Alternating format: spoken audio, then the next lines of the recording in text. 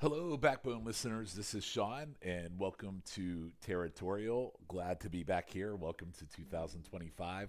Wanted to take a moment and just kind of give a brief, not announcement really, but just to give you guys a heads up. So normally, as we were doing our progression here on Territorial, we'd be doing part 3 of Dundee versus Lawler. However, a lot of things have come up for me and things personal-wise. And I'm going to have to step back from podding probably through the month of January, and I'll be back in February. Life happens sometimes, so I'll be stepping back.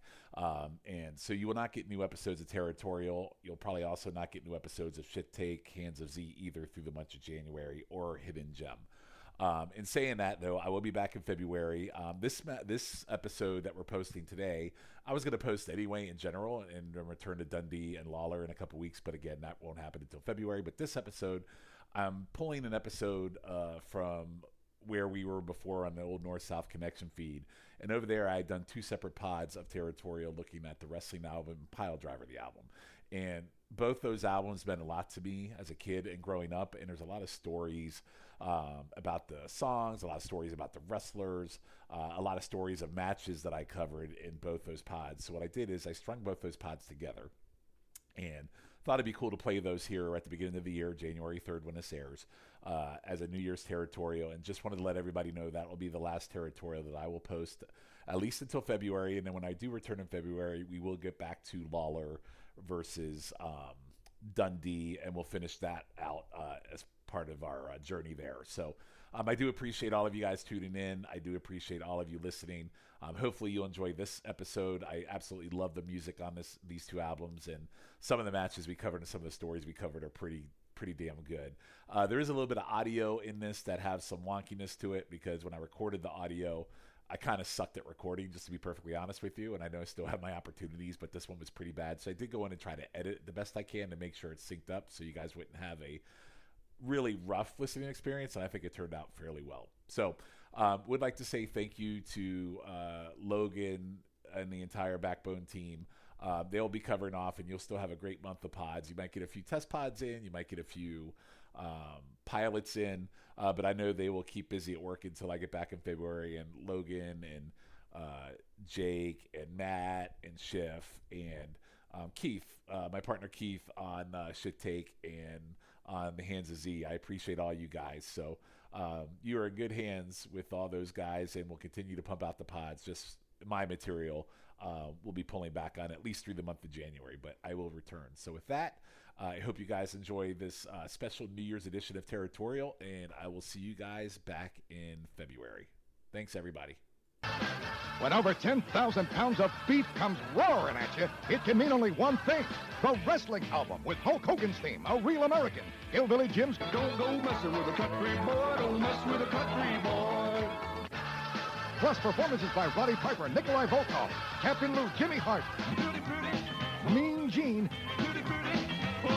and the Junkyard Dog. Grab a copy of the wrestling album on Epic Records and Tapes, available at your record store.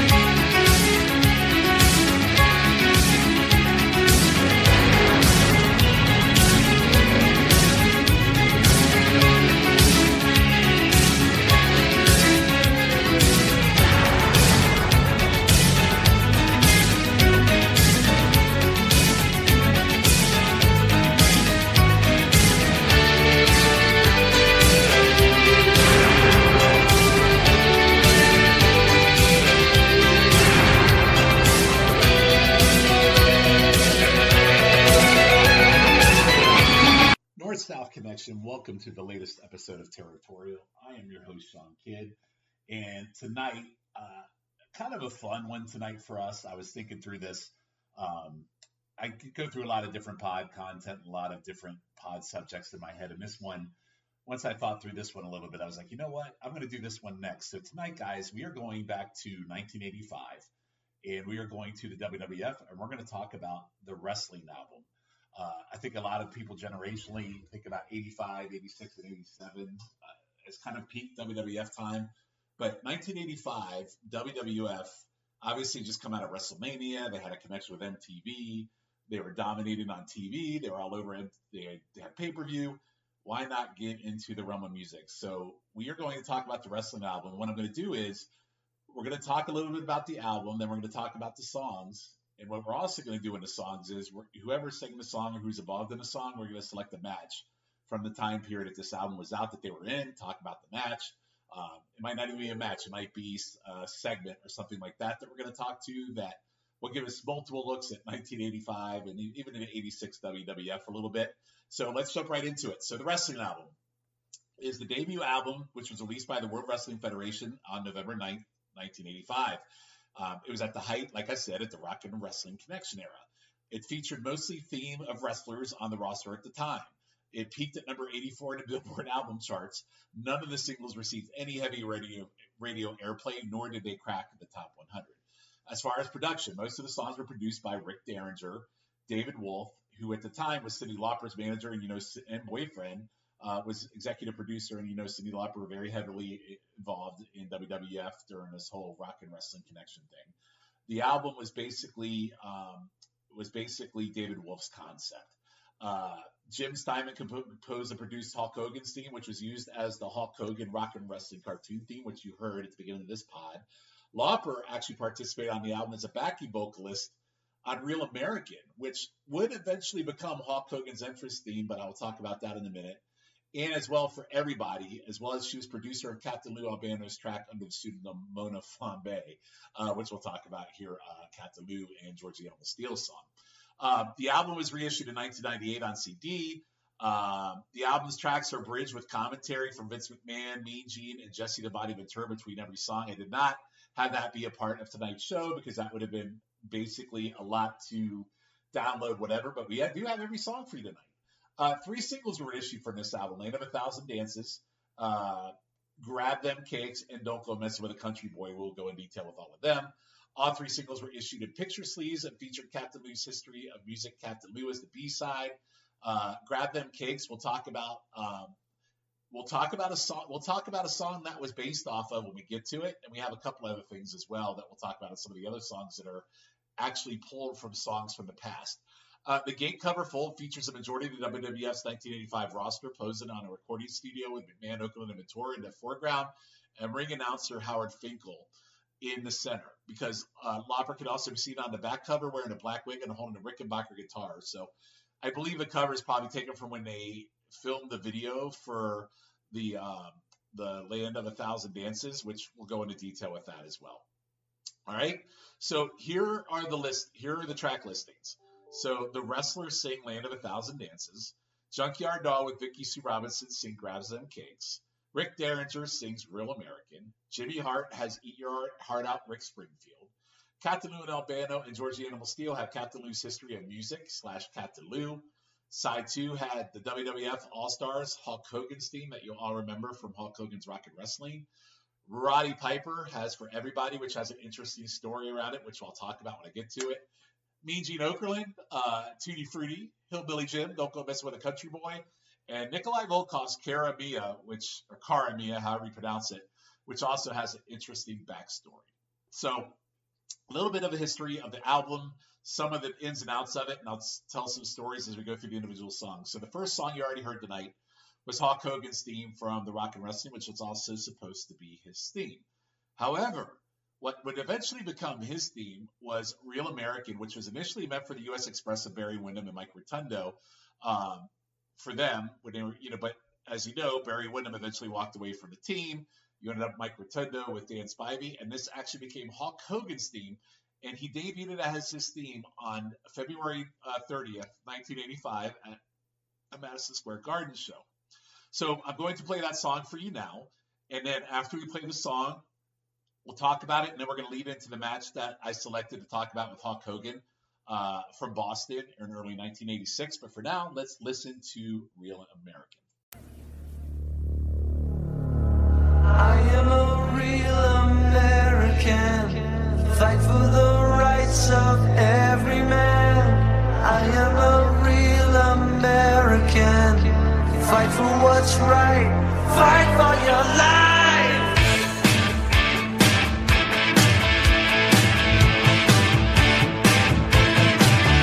When it comes crashing down and it hurts inside, you gotta take a stand, it don't have to hide. If you hurt my friends, then you hurt my pride.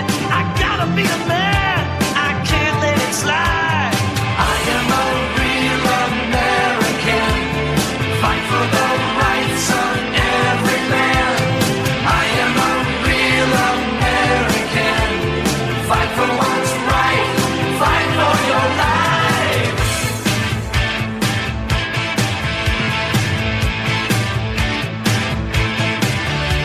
I feel strong about right and wrong, and I don't take trouble for very long. I got something deep inside of me. Courage is the thing that keeps us free.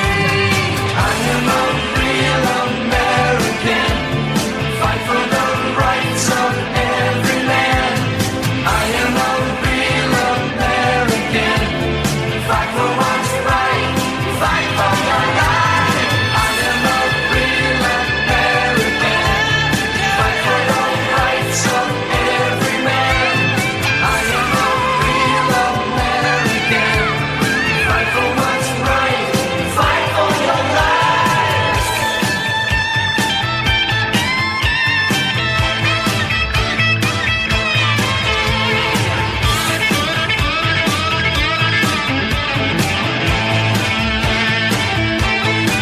If you hurt my friends, then you hurt my pride. I gotta be a man, I can't let it slide. I am a real American, fight for the rights of every man. I am a real American, fight for what's right, fight for your life. I am a real American, fight for the rights of every man. I am a real American, fight for what's right, fight for your life. I am a real American, fight for the rights of every man. I am a real American, fight for what's right, fight for your life.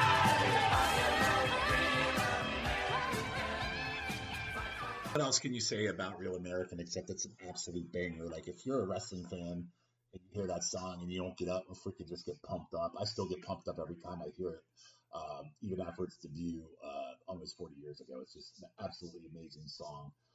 Still blows my mind that it was meant for probably one of the lamest duck people, Mike Rotundo. And even though I love Barry Windham, just doesn't seem like a theme that would fit either one of those guys, but definitely fits Hulk Hogan. So we'll talk about our first match tonight. It'll be Hulk Hogan versus Randy Savage, and we're going to Boston, 5/24/86. The Savage is your Intercontinental Champion. It is not on the line. Savage has been champ for about 3 months at this point, having to beat Tito Santana. Gorilla and Lord Alfred Hayes are on commentary. So just some things on this match. The crowd was absolutely lit for Hogan. First 10 minutes, a big tease and stalling and contact, and they both spit at each other. But the entertainment value of it with the crowd was great because even though they were stalling, but there was a lot of like fun spots where they're both backing on the ring from each other after they spit on each other. Just really fun stuff. Hogan kicks his ass from there. Early Hogan is so good as he connects with a suplex and running axe elbow to the head and multiple power moves. Savage takes control and kicks Hogan's ass after a top axe handle outside and throws him into the barricade and the crowd.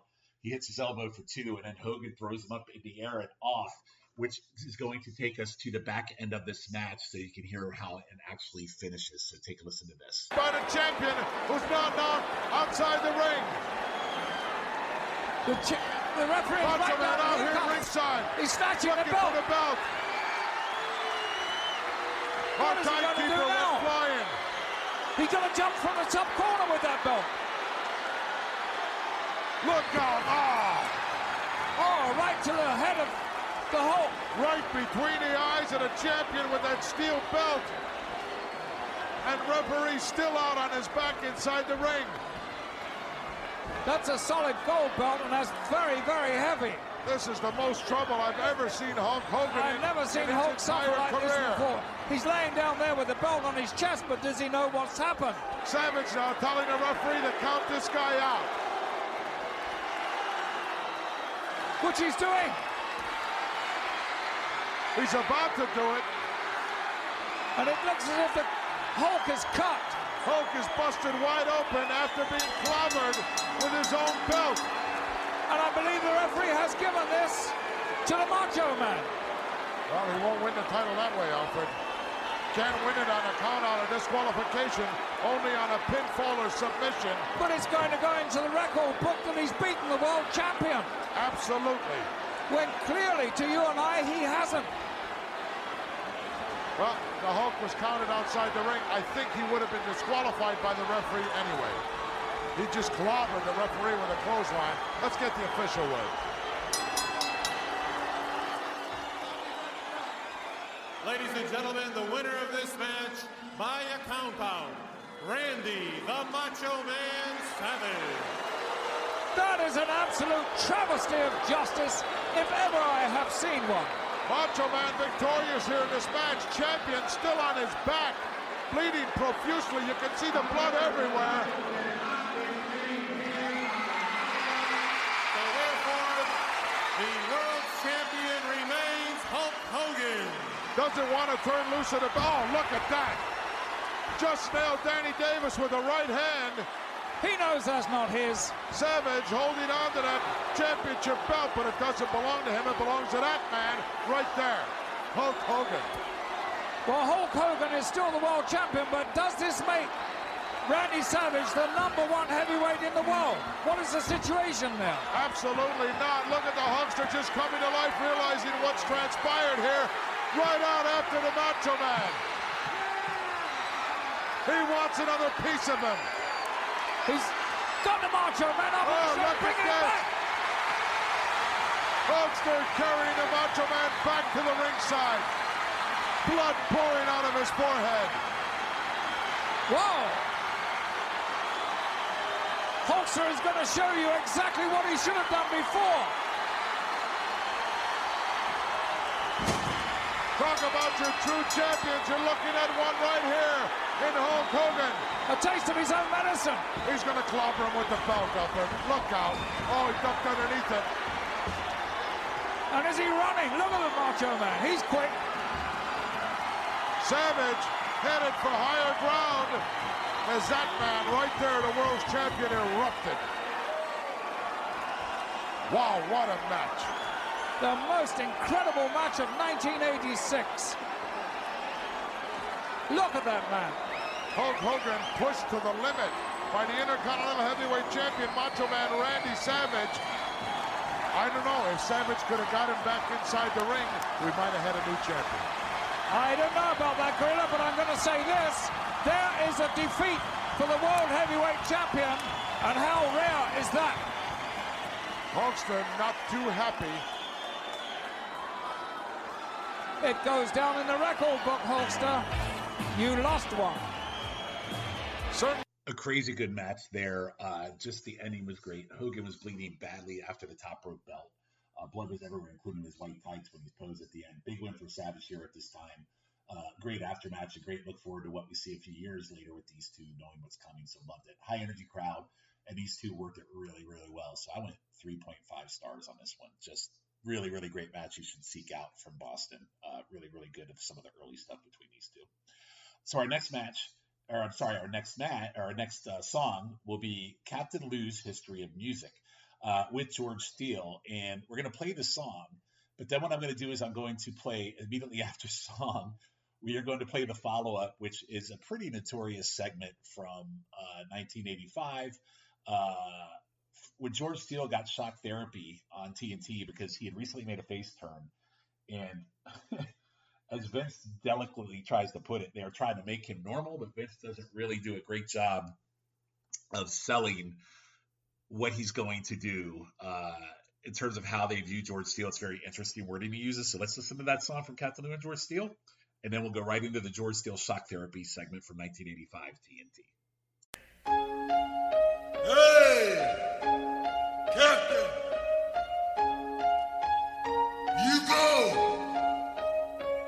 Hey! You know, George, it all started back before the beginning of time, when the windy wind blew through the trees and banged against the rocks, creating a beat. Natives, Indians, and visitors would long for that sound. Until one day, George, Lanito, Basquimps, Albano picked up a big stick and hit a dirt pocket. Got it, George?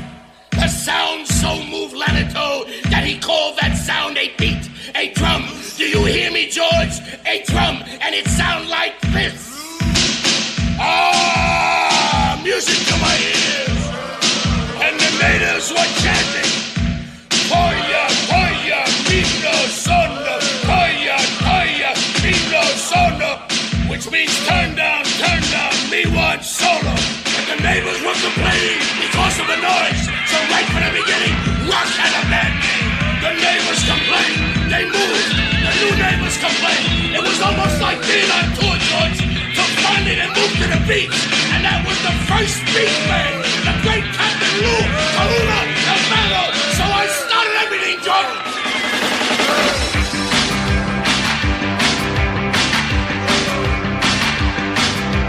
So I'm saying that I'm not wrapped too tight. Captain Lou, Captain Lou, Captain Lou. But when I'm on the scene, everything's alright. Captain Lou, alright. I'm a man of 1,000 faces. I know we'd be going places. Hey, I'm gonna be your guiding light. Captain Lou, alright. They don't worry 'cause I figured it. Captain Lou, Captain Lou, Captain Lou. And I got teeth like Rin Tin Tin. Captain Lou, Albano. I'm a man of 1,000 faces. I know we'll be going places. Hey, I'm gonna be your guiding light. Captain Lou, Albano. Captain Lou, Albano.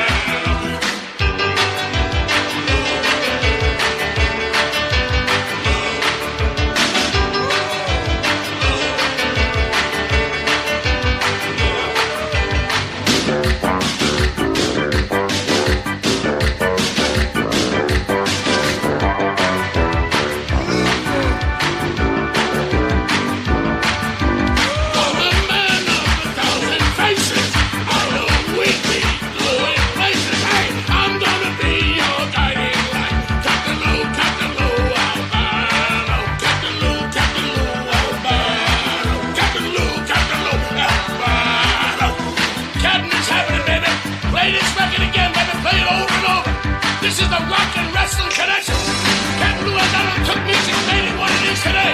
What I did for wrestling, I can do for rock and roll. Took it from an A to a minus C to a C sharp. Made it what it is. Now listen, George. No, George, don't eat the microphone, George. No food. Stop the making of rock and roll. I made wrestling 15 I am impressed. The history of rock and roll with Captain Lou Albano. What about you, Vince? Oh, that man can sing as well as eat. I'll tell you what, it didn't sound to me like he was strumming the rubber bands. It sounded like he was chewing on them. On show TNT, then you perhaps have seen Dr. Sigmund Ziff before. In a moment, we're going to take you to Dr. Sigmund Ziff's offices once again. And of course, Mr. Ziff, if you will recall, or for the benefit of those of you who don't know too much about him, he's the most unusual individual in that he allegedly holds two, I would say, somewhat dissimilar degrees, if you would. One in gynecology, the other in psychiatry. Nonetheless, Louis Albano apparently has a great deal of faith in Dr. Sigmund Ziff. In a moment, we'll take you to the offices of the good doctor, where we were going to see, and you're not going to believe this, shock treatment. George the Animal Steel, who obviously has somewhat of a speech impediment, and Lou Albano claims a throwback to an earlier period of man, maybe the Cro-Magnon area, Neanderthal even. But right now, let's take you to the offices of Dr. Sigmund Ziff, Louis Albano, yours truly, and George the Animal Steel.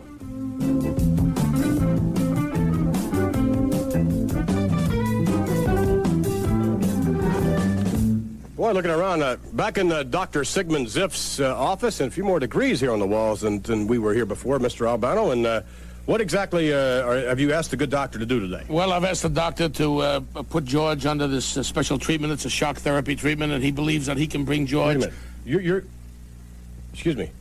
You, Dr. Sigmund Ziff, are going to administer shock treatment? It's going to be the most shocking thing that you ever saw. And that is going to bring out the animal, bring him back to intelligence. I will raise the level of intelligence to the brink and beyond to genius. And you're going to allow this doctor to perform shock treatment on your man? The doctor was highly recommended to me, and I believe that the doctor can do it. I have complete confidence in the doctor, and I'm going to trust the brain of George Steele, the medulla oblongata. I'm going to trust that in the hands of Dr. Sigmund Ziff. Go ahead, doctor. Do your stuff. George, I have for you a surprise. A little hat, George, what I'm going to put it... Don't worry, George. One thing, watch the watch. Watch the watch. You're watching the watch. The watch. You see the watch. Clickety, clickety, clickety, click. He's under. Okay. Now, very quietly, very, very quietly, we're putting on this hat. It's a good size 9.5. You've got to be kidding me, Mr. Albano. No, easy, Mr. McMahon, easy. Watch this, Vince. Ready, we turn the machine. Now we monitor him. He knows what he's doing. George, I give you a little bit of shock treatment. Just a little. Wait a minute, look at that. That's coming up, George. You feel wonderful. George, look at the intelligence in his eyes. The bubbling is coming up. It's coming up. It's working. Wonderful. Wait, it's working out. Oh, George is smiling. Intelligent smile, George. Say, George, animal, say something, animal. Home. We got it. It's coming. George, I speak to you, George. You wonderful, George. I feel so good. Now I give you more of the treatment. Up. You're coming. Say something intelligent. Say something intelligent now, George. How now, brown cow? Oh, it's right. No. I give him more. I take him up to the moon. You sure he's going to give him more? Up and away! It's going! It's higher! It's good! It's coming! It's wonderful! It's coming! What's happening? George, you better cut that off, George! Wait, Doc! Wait, Doc! George, say it! Wait, Doc! Hey! Come on! Hey, Doc! Hey! Why, you quack, you! Yes, me? What have you done? You quack, you animal doctor, you veterinarian! I have 3 degrees Look what you did! Wait a minute. From Boston College, and I get the 3rd degree from the... You got a degree from nothing! What are you telling me? I'm a quack? I'm gonna tell you something, Ziff! You're liable for lawsuit! We're gonna sue you, Ziff! What? You destroyed this man! Me? I will not take this laying down! Oh, no! You destroyed him! I did not destroy him! I bring him... You're a quack! You're a halfwit! I will not... You're gonna BAU! You're a garbage collector! Talk to me! Yes! My lawyer! You're gonna hear from us! You'll hear from my attorney! All right, we'll be... So, there you have it. The George the Animal Steel shock therapy segment on TNT. Typical mid-'80s WWF at its best and ridiculous. You have a doctor of gynecology trying to cure a Neanderthal through shock treatment, according to what Vince was saying at the beginning. And probably one of those moments where you easily see early Vince signs, or should I quote early Vince signs, were there in 85 that have come to light in a broader issue in current times, but probably wouldn't sit well in today's world, just for the simple fact that 85 you could get away with certain things, but even if you listen to Captain Lou's History of Music and some of the things that were going on in the background with George Steele, and then some of the reactions they got from George Steele, some of the comments they made, they would not hold up well in today's world in terms of socially acceptable. And it probably wasn't socially acceptable in 85, but it's certainly not socially acceptable now. So, yeah, interesting, but definitely a quintessential moment of TNT television with George Steele trying to turn face to cure him through shock therapy. But at any rate, so we're going to go to our next song. And this song is a big one for the time, and it is Don't Go Messing with a Country Boy by Hillbilly Jim. And we're going to play that song for you now, and then we're going to get into the match that I selected to kind of represent Hillbilly Jim at this time frame. So let's listen to Don't Go Messing with a Country Boy.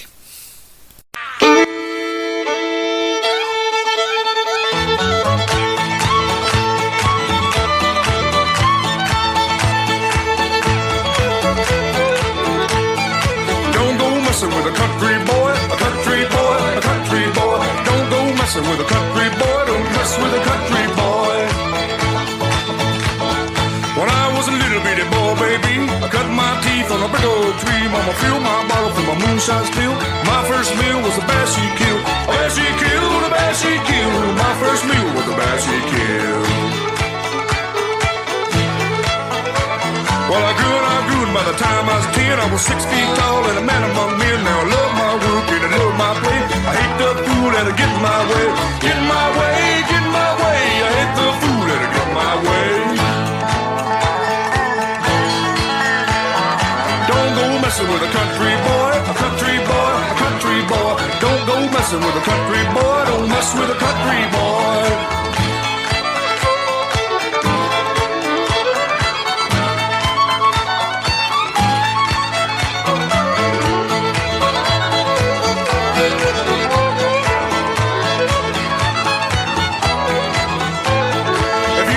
With a country boy, a country boy, a country boy. If you go messing with a country boy, this is what'll happen to you. You be butting off a hook too big to chew, big to chew, big to chew. You be butting off a hook too big to chew. That's what'll happen to you. Don't go messing with a country boy, country boy, a country boy. Don't go messing with a country boy. Don't mess with a country boy. Country boy, country boy. Don't go messing with a country boy.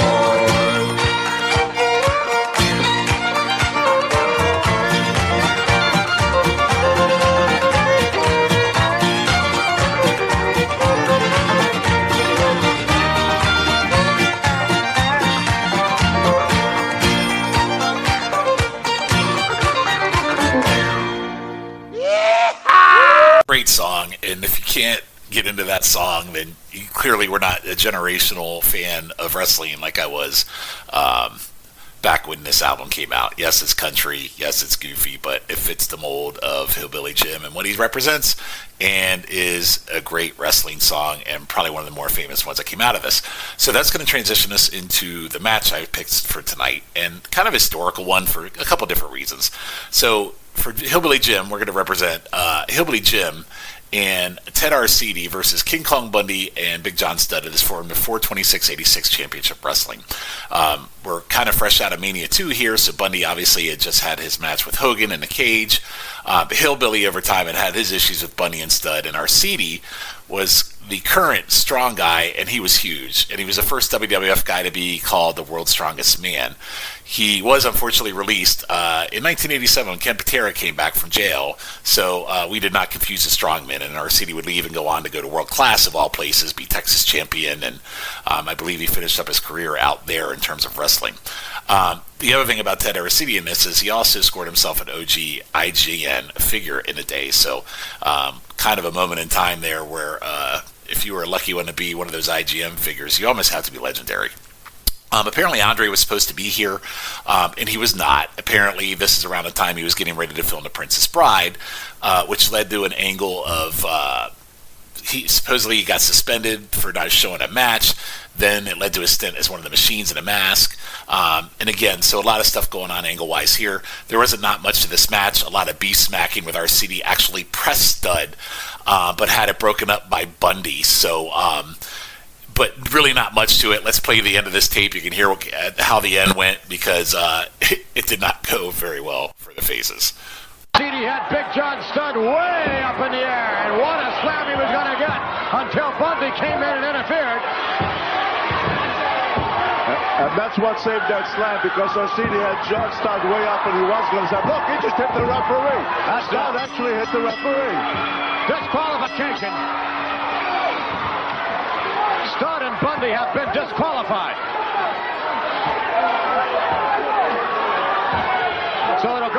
a disqualification. Andre or no Andre?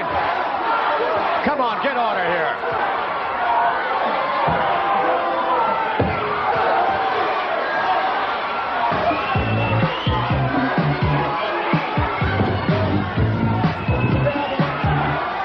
The winners of this bout, as a result of a disqualification, Ted Arcidi and Hillbilly Jim.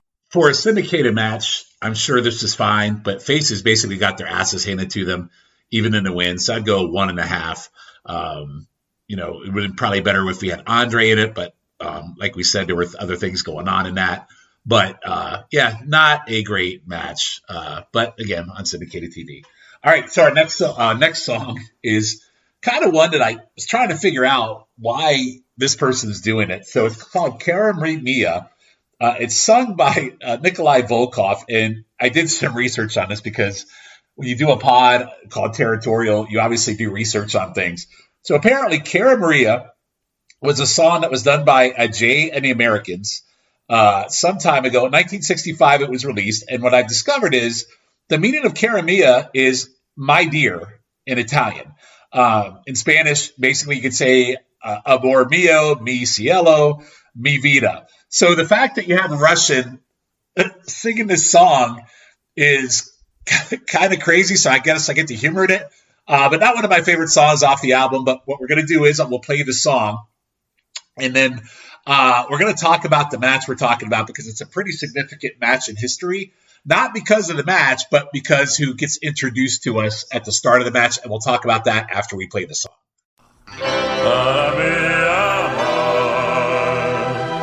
Must we say goodbye? Is my reply? My heart won't go down. Not in her, my friend. Cara mia friend.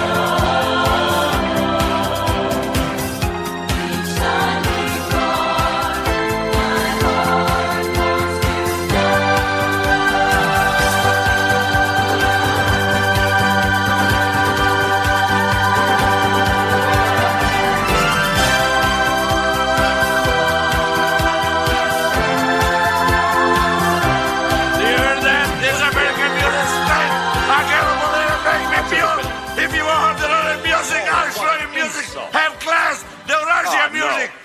song written Get a hold of ever. yourself. The song that most people sing than anybody else. The Russian national anthem. Listen to this. I think it is. There it is. Hey, will you guys keep it down? I want to hear this. Nikolai has a beautiful voice. Just hold it down. The whole album has been great. This is garbage. This is an insult. Come on, Jesse, this is an American album. You know what that means. It doesn't matter when you're a musician. You listen to notes, McMahon. Listen. That's discord. Only Freddie Blassie can be proud of that. Somebody throw a switch, will you? Get him out of there. I like the heel stuff at the end. Get him off, pull the switch, get him the hell out of here. So, again, it's kind of a fun thing, but the Russians singing an Italian song that I had no idea existed until I looked it up for a wrestling podcast. But nonetheless, not my favorite song, but pretty humorous. But let's talk about the match. So the match I'm going to have represent kind of this song. Obviously, the Sheik and Volkov were quite the tag team back in the day, former tag team champions. As he got into 1986 a little bit, not as, I guess you would call them almost like a jobber to the stars tag team, and they kind of are that way for a while because after they lost the tag team titles, they kind of went backwards and they never really recovered as a team. But however, here on this match, September 9th, 1986, Championship Wrestling, Sheikah Volkoff will be taking on Tony Garea and Corporal Kirshner. Now, the interesting thing about this is, Kirshner, kind of a great value slaughter. Garea, former tag team champion. We'll talk about the match in a minute. But I want to play you the opening of this match. And the reason is not because of the match, but we have our very first introduction to someone that has a huge presence on the next wrestling album. And his name is Slick. So let's take a listen to his introduction. Just a minute. I've got some news. You pencil neck geeks, as of now, I have sold one half of the contract of the Iron Sheik and Nikolai Volkov. That's right, it's a bomb. But I've got more money. It's in the bank. McMahon, it's in the bank. You said to let you know. Well, it's in the bank under my name. More money than any wrestler or any promoter has ever made in professional wrestling. And it was given to me by this man. This man. Right here. Come on out. Don't be bashful. His name is Slick. Come on out. What'd he say his name? Slick.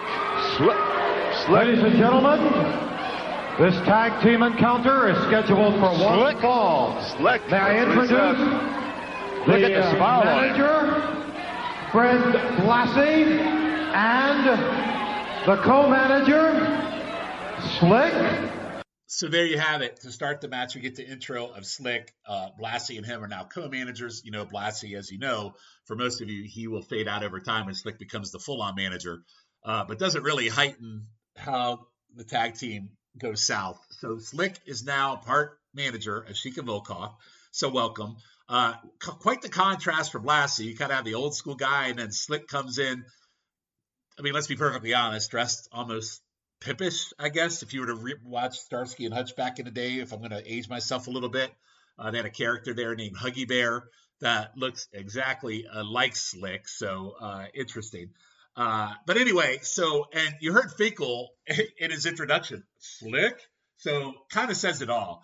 And the crowd also is like, what the fuck? But anyway, let's talk about the match. Kirshner at this point had a bit of a mini push. Like I said, he's kind of the great value slaughter sub. Garea, former tag team champ, but his best days are behind him. The match totally stunk. The faces got destroyed and the heels win after Volkoff pushes Sheik over on a small package from Garea and reverses it, and Sheik ends up with the small package while the ref is distracted. So they actually get a win, but the match is a complete and total dud. But again, it's a perceived main event on syndicated TV, so I guess we'll roll with it. But the match sucked. Slick is here. And there you have it. So our next song is from the Slammy Awards that came out of this album. And it is a live performance from one Mean Gene Okerlund. Everyone knows Mean Gene Okerlund on the mic. However, he does a rendition of Tutti Frutti at this year's Slammy Awards that come out of this. And we're going to play what actually played at the Slammy Awards, and we're going to listen to Mean Gene's version of Tutti Frutti right now. My pleasure to introduce to you one of the individuals who has been nominated for Best Single Vocal Performer on the wrestling album. Would you please welcome the gentleman singing Tutti Frutti, Mean Gene Okerlund!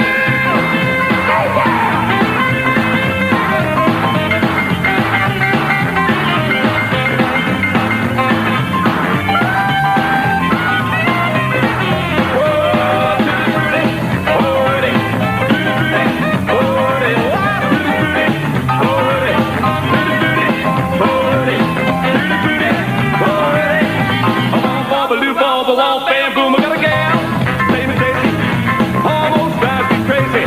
I got a gal, her name is Daisy, she almost drives me crazy. Bam to the east, bam to the west, Daisy's the gal that I love best. Tutti frutti, oh Rudy, tutti frutti, oh Rudy, tutti frutti, oh Rudy, tutti frutti, oh Rudy, tutti frutti, oh Rudy. Ba-bum, ba-ba-doo, ba-ba-bum, bam, boom.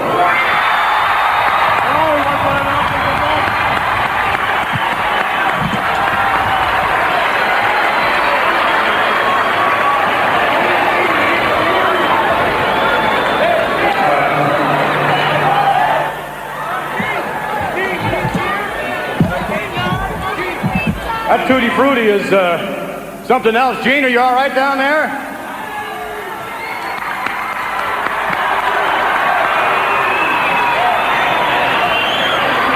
This performance was something. Mean Gene was getting down with a band, and I would say reminded me of the band on the Muppets with Animal playing the drums. And then you got Mean Gene dressed in his tuxedo, rocking out with the crowd and starting it all out with his back behind to everybody and then just jamming. At the end of the video, his tuxedo jacket comes off and he does a stage dive into the crowd, which is why you heard Vince go, Gene, are you okay? But definitely a fun little video to watch for the Slammy Awards. Fun little song. Mean Gene really took it in. And again, obviously this is an older song that Mean Gene did, but a lot of fun, this video from the Slammy Awards that came out of this album. So definitely a win on that one for Mr. Mean Gene. All right, so that's going to take us to our next track. And that's going to lead us into our next match, actually, because the match that'll represent, obviously, we represent the individual in the time frame who was very, very famous and involved in a lot of things. Coming out of WrestleMania in 1985, then got into a feud with Paul Orndorff, which we're going to talk about because we have a match we're going to talk about with him. But it's Roddy Piper, and the track he is doing is called For Everybody. And again, as I do research, For Everybody was a cover of a song by a band called Mike Angelo and the Idols, a song called Fuck Everybody, that they had removed all the profanity in before, obviously, they went into this.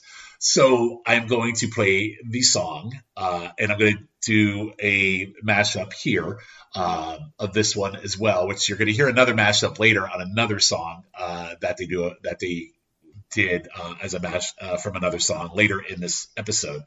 But you're going to hear the Idols song, Fuck Everybody, and I'm going to transition Piper's song into it. So this will be your first true mashup of the evening of two to come. So again, the beginning of this will be Mike Angelo and the Idols song, Fuck Everybody, and then Piper will come right in one of the verses with his version of For Everybody, and then we'll talk about the song, and then we will transition into the match of Paul Orndorff versus Roddy Piper from August 3rd, 1985 from Boston.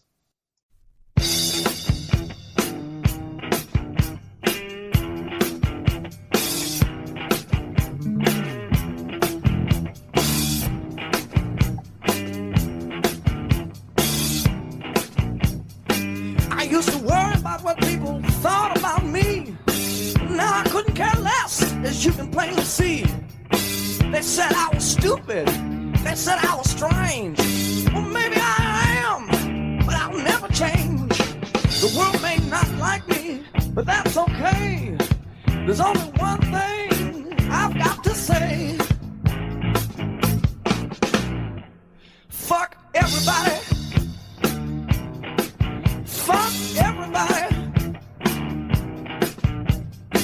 They talked about me, a bunch of dirty lies. Then they laughed at me till they made me cry. But now they can all just kiss my trash. Cause I found myself in such a gas. Well, they not like me, but that's okay.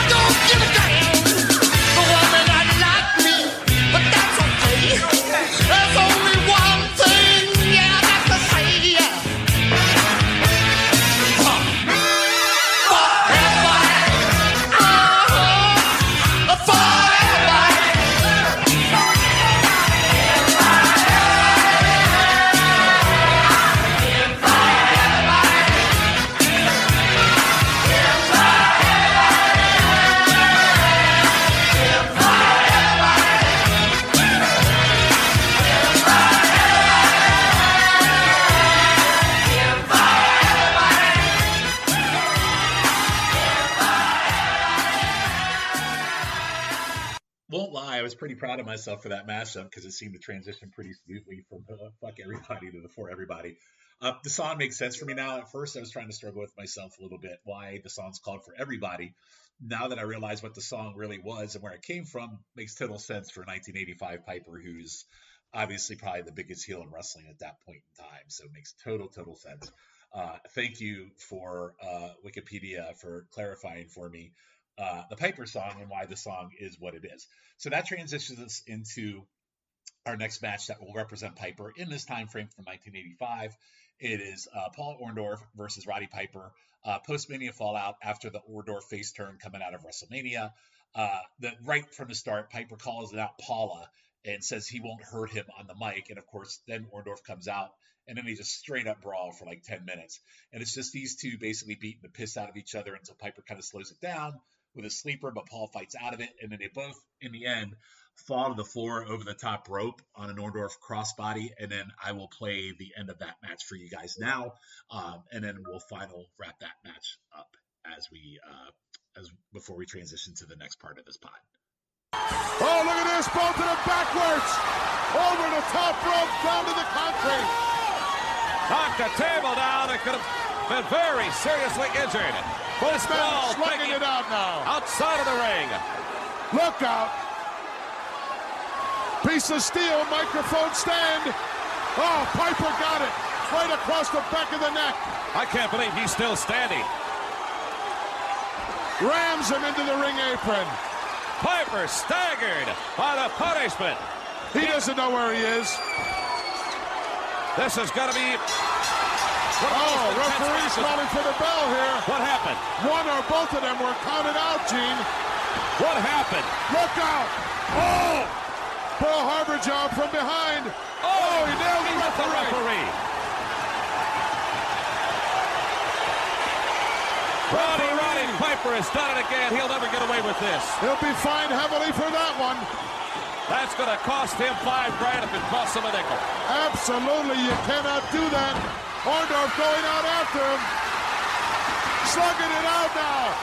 In the corridors. And there goes Piper and Orndorff right on his case. They're going to take this one back to the locker rooms. Maybe out into the parking lot. Out into the streets of Boston this week. Oh, what a war continuing on between Roddy Piper. There's a chair. Oh!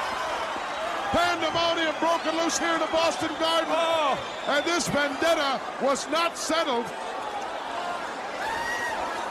Once again, I don't think we have heard the end of this story.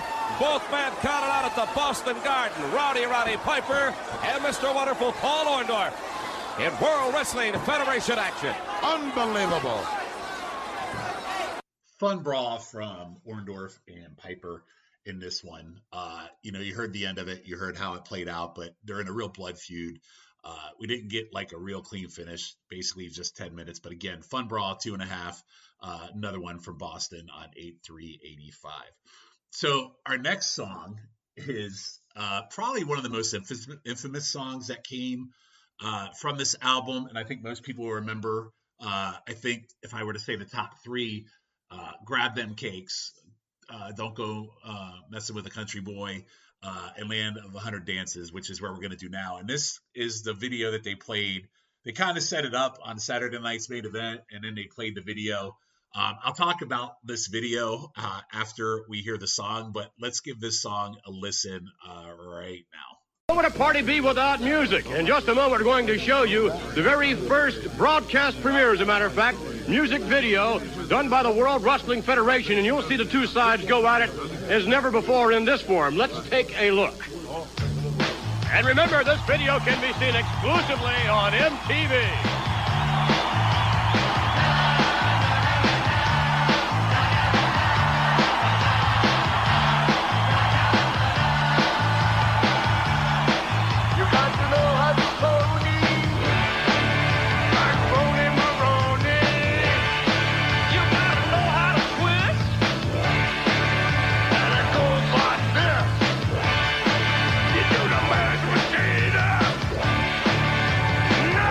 Studio!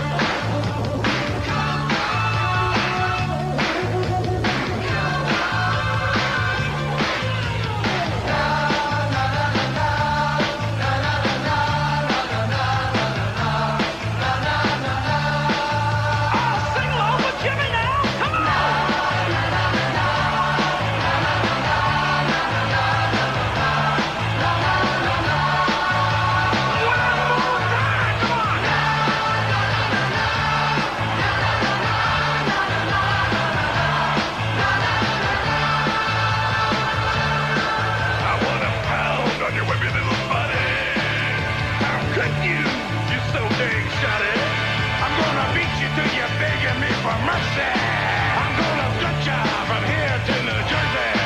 I'll wrap you with my cane, you pencil-neck geek.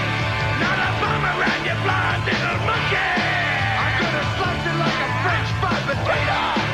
I'm gonna crush you and I'll see you later. I'm gonna steal your little girlfriend. That's because all you're making is stuck where somebody say hello. I want you to come in, juke a little bit with the dog. Back to back, belly to belly, bumper to bumper, pretzel rock, horse, order. You're breaking my heart, baby. How would you like an apple to come down your head? If that ain't enough, baby, I'll do the strut up and down your spine. I don't talk too good, but my pig's dog a whole lot better. Okay, that's enough, everybody. I did a ball, this is hot rod talking. The guy says his big talk better. Are you ready, Nick? Stop the music, stop the rock and roll. You can take the Goonies, stick the Goonies in your nose. What the heck you doing your face? You're an echo with the elder. Whatever it is.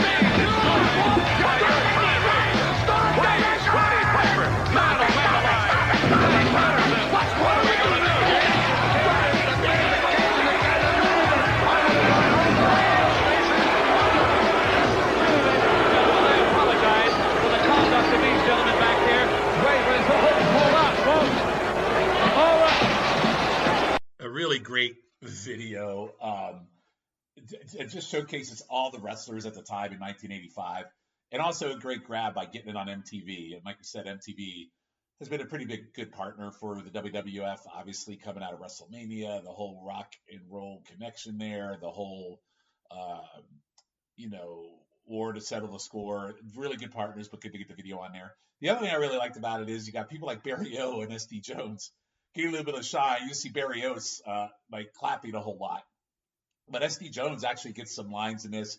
You get pre-adorable Adrian Adonis, where he's still in that mode where he's Dick Murdoch's tag team partner. I think Murdoch's gone at this point, but he's still in the biker jacket, so he hasn't shifted into the Adonis mode. Meatloaf on the drums took me out a little bit because I don't remember Meatloaf ever being in this video, and I'm a big Meatloaf guy, so that popped me. And that would kind of resonated to We Are the World, WWF 85, which is the summer before We Are the World came out, because it's a very interesting time in the WWF to do a video very similar to the video like we saw in that is great. And recently Netflix just released this whole documentary about the We Are the World making of the video. I would have loved to seen a Land of a Thousand Dances documentary on how they made this video. And I love that it closes with a brawl, typical wrestling, and Mean Gene under a desk doing commentary. Just really, really good stuff. So we're going to transition to our next set of songs. So the first one, Jimmy Hart, who used to be in a band, obviously, so it makes sense that he would be on this album as some kind of music, person to do a song on this. But Rick Springfield, the topic of it, Eat Your Heart Out Springfield. Rick Springfield was really big in the 80s, but for me, more early 80s for my generation, if you know Jesse's Girl. As we got into mid-80s, Rick Springfield kind of died off a little bit. It wasn't as popular. I think he had a movie that came out in 84, so 85 might be towards the tail end of when Rick Springfield was kind of a big deal. But regardless, Jimmy Hart decided to do a song about it. It's a pretty cool song. I like it if you listen to it. Take the outdated Rick Springfield reference at the time about it, but really, really enjoy this song. So let's take a look listen to this song, and then we'll talk about it after we are done listening. Ring, ring, hello, hello, hey, is Cindy in? No, who is this? What do you mean, who is this? This is Jimmy Hart, the mouth of the South. Where is she? She's going to the Rick Springfield concert. Rick Springfield?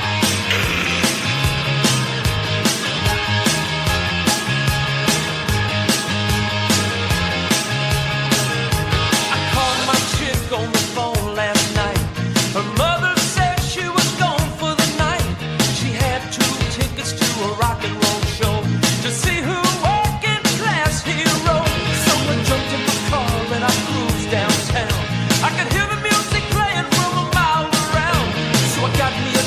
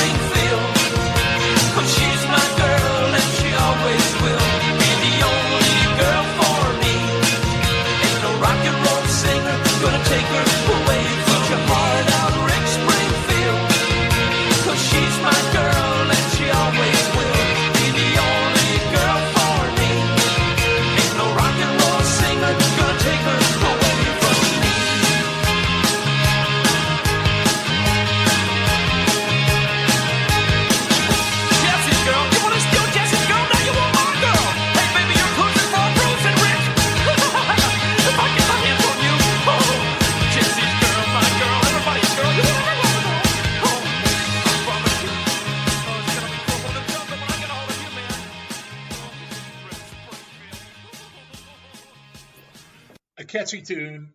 Sounded a little bit about Mickey Mouse when he was doing that whole ringing at the beginning of the song, but I do enjoy that song. It's a nice little catchy tune, and it's good. So Jimmy Hart, the reason why I placed this one here is actually the manager of the person that is going to be in our next match, and the next song I'm going to play kind of coincides with that match because Jimmy Hart will be managing Terry Funk in our next match, which will be against the Junkyard Dog. And I think Junkyard Dog definitely has one of the most popular songs on here, obviously, with Grab Them Cakes. The funny thing about this song that I did not know was that it was originally done in 1981. I guess it was recorded by a rap artist named Captain Chameleon, who also recorded a song called Jive Old Foe, which was covered on the follow-up album to this, Piledriver, the wrestling album, under the title Jive Soul Bro. So this song was written by David Wolf, but I had no idea that this song, or even Jive Soul Bro, came from this random rap artist, Captain Chameleon. So what I'm going to do is we're going to play the beginning of Captain the Chameleon's version, and we're going to transition right into JYD's version of Grab Them Cakes. And then we'll talk about the song, and then we'll transition right into the Junkyard Dog versus Terry Funk match, and we'll talk about that one. That will be from October 25th, 1985. So give this song a lesson. Remember, it's a mesh. So the beginning of this will be the Captain Chameleon, and it'll transition right into the JYD version. So kind of a cool little mashup here.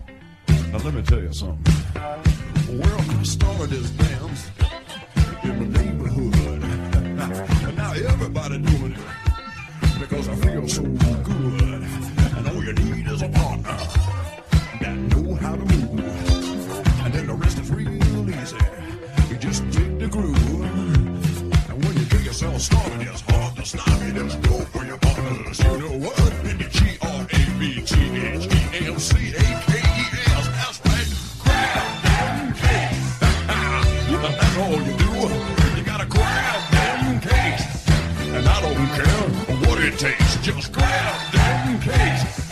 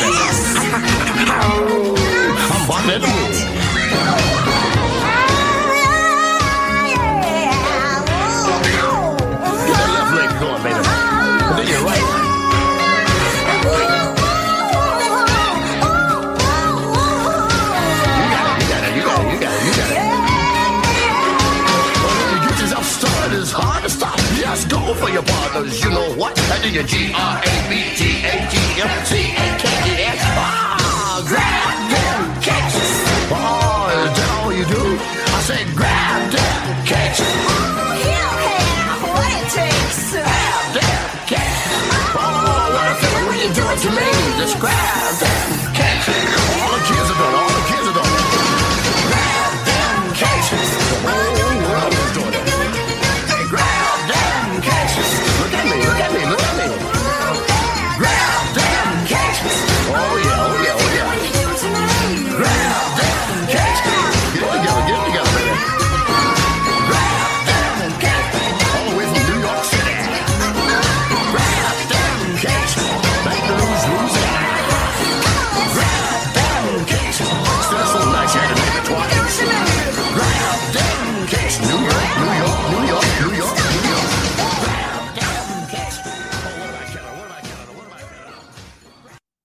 like that song, I don't have anything for you because very catchy, very resonates a lot with my childhood at the time frame. Also at the time, probably the best thing about the Junkyard Dog because his glory days are behind him because he was really big in Mid-South, was a big star, left Mid-South to go to the WWF. And if you've seen Dark Side of the Ring and all that nonsense, you know what actually happened to Junkyard Dog.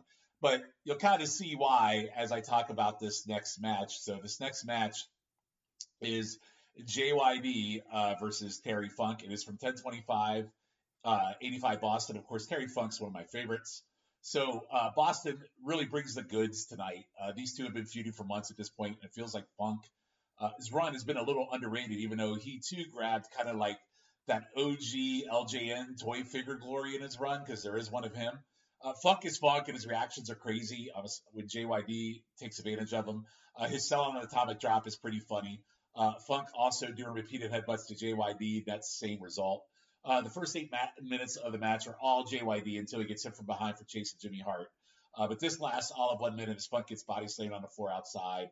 And then Funk later regains control. And there's a long sleeper spot. And then JYD comes back. And then we'll play the tape of the ending of this match for you to hear how this match ends.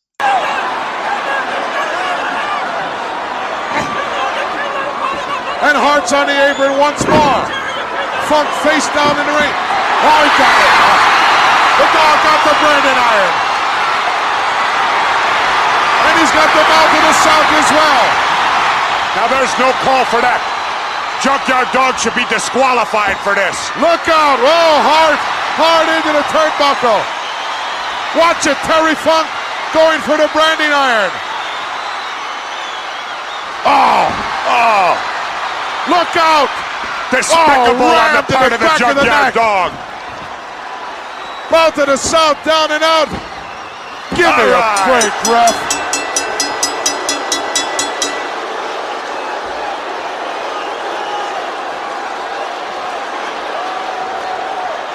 What a miscarriage of justice here in the Boston Garden as Terry Funk just rammed that steel branding iron right into the back of the neck of the Junkyard Dog, who's still unconscious. Well, I'll tell you, in my opinion, the dog had it coming. He had no business grabbing the mouth of the South, dragging him in. He's twice his size, beating up on a little guy like Jimmy Hart. What business did the mouth of the South have interjecting himself into the match, Jess? That's why he got caught in there. Let's get the official word. The winner of this match, Terry Funk. Let's go back and take a look at the mayhem that erupted here in the Boston Garden. Look at that guy, Jess. He still hasn't made any contact. He's jumping up on the ring. He's telling the referee for the dog to turn him loose. Now there's the dog going over, grabbing the mouth. No business doing that, in my opinion, Gorilla. He drags poor little Jimmy Hart into that ring, roughing him up. Now look at this. Jimmy Hart weighs about 120 pounds, soaking wet. And he's going to get what's coming to him right here. Throws Jimmy Hart into the turnbuckle. Now watch this. Big mistake here by the dog. Took his eyes off of Terry Funk, who knew exactly where that branding iron was all the time. Wham! Look at that. The dog punching Jimmy Hart right in the head. Right here. Oh! Right in the back of the head. Junkyard Dog down. Referee should have called this match a long time ago for outside interference. So there you have it. Terry Funk wins. Match was kind of mad. JYD already at this point, where he's somewhat cooked, doesn't really perform. I mean, if you watch Mid-South JYD and then you watch this, you kind of see, okay, he's kind of on that tail end. And as you know, as you get into 87 to 88, it's just a gradual kind of descent there. And he definitely shouldn't be do 17 minutes in a match. I did feel bad for Funk. I wanted more batshit crazy Funk, but I'll go a gentleman's too. At least Terry got the win. So that'll bring us to the conclusion of tonight's episode. I hope you enjoyed kind of this retrospect thing that we just did with the wrestling album, the music, some of the matches that were going on at the time with the people that were involved. 1985, like I said earlier, is a very niche audience, very niche time for the WWF. A real true moment in time. If you really think through it, 85, probably through 87 are probably some really stellar moments for the WWF that a lot of people, at least from my generation, remember. So with that, we are going to close the pod tonight. So earlier we opened the pod with the Hogan theme that we all remember from Hulk Hogan's Rockin' Wrestling. What you might not know about that song is a year after this album's release, Jen Steinman wrote lyrics to Hulk Hogan's theme, and it was re-released as a song called Ravishing that is on the opening track of Bonnie Tyler's 1986 album Secret Dreams and Forbidden Fire. So we are going to close tonight's episode of Territorial with that song, so I think you'll be pretty amused by it. The music theme is exactly the same, but hearing it with lyrics by Bonnie Tyler is absolutely something to hear. So with that, we will see you on the next episode of Territorial. Thanks, everybody.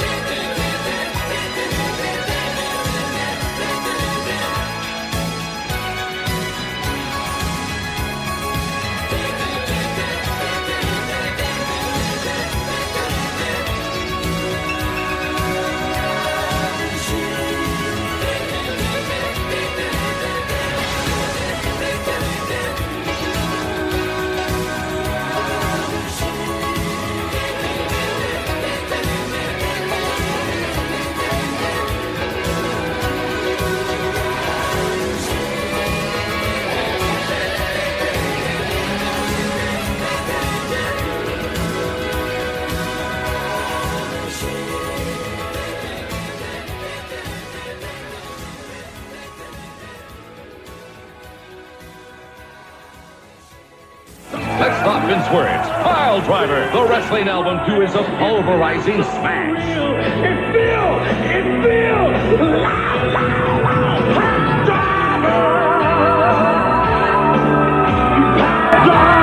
For the total WWF experience, you need Piledriver, the wrestling album 2. There's no match for Piledriver. Buy it on Epic Records and cassettes.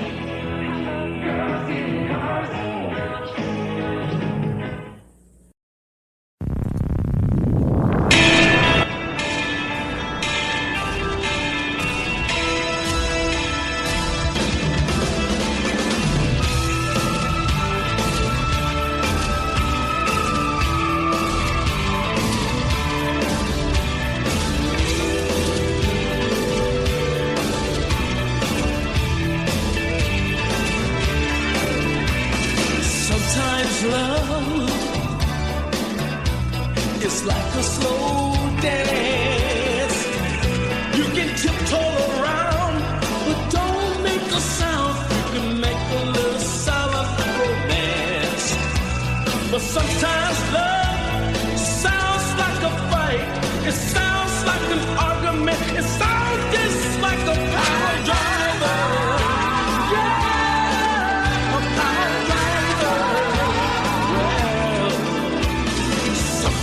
Love, it just feels fake. First you think it's so strong, but something goes wrong. It feels like a great big mistake. But sometimes love feels just right. It feels so real. It feels just like a power driver.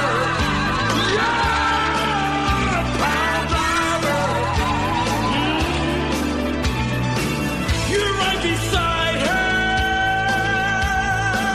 your heart's on fire. She got you hardwired. Higher, higher, power driver. Power driver.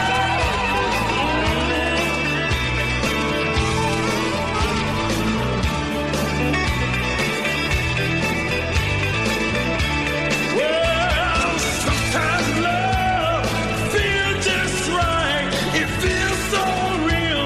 It feels loud, loud, loud. Power driver. Power driver. Yeah. Power driver. Well, power driver.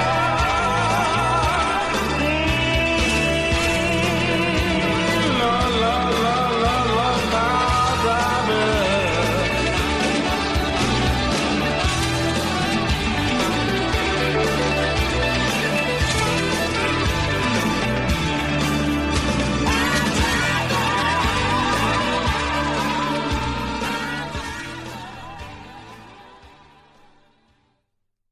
North-South Connection. Welcome to this episode of Territorial. I am your host, Shawn Kidd. And for this episode, a really personal one for me here on this one, as goofy as it may sound. So hopefully you guys heard the wrestling album podcast that I did around the wrestling album and some of the matches we looked at in that and some of the players who were around at the time. Well, the WWF did a sequel in 1987, and it was known as Piledriver, the album, which I guess in a lot of wrestling circles is probably the bigger of the two albums. I mean, I know for me personally, I like the music and I like it better. I like it better than the first album for a lot of different reasons. I think the music's catchier.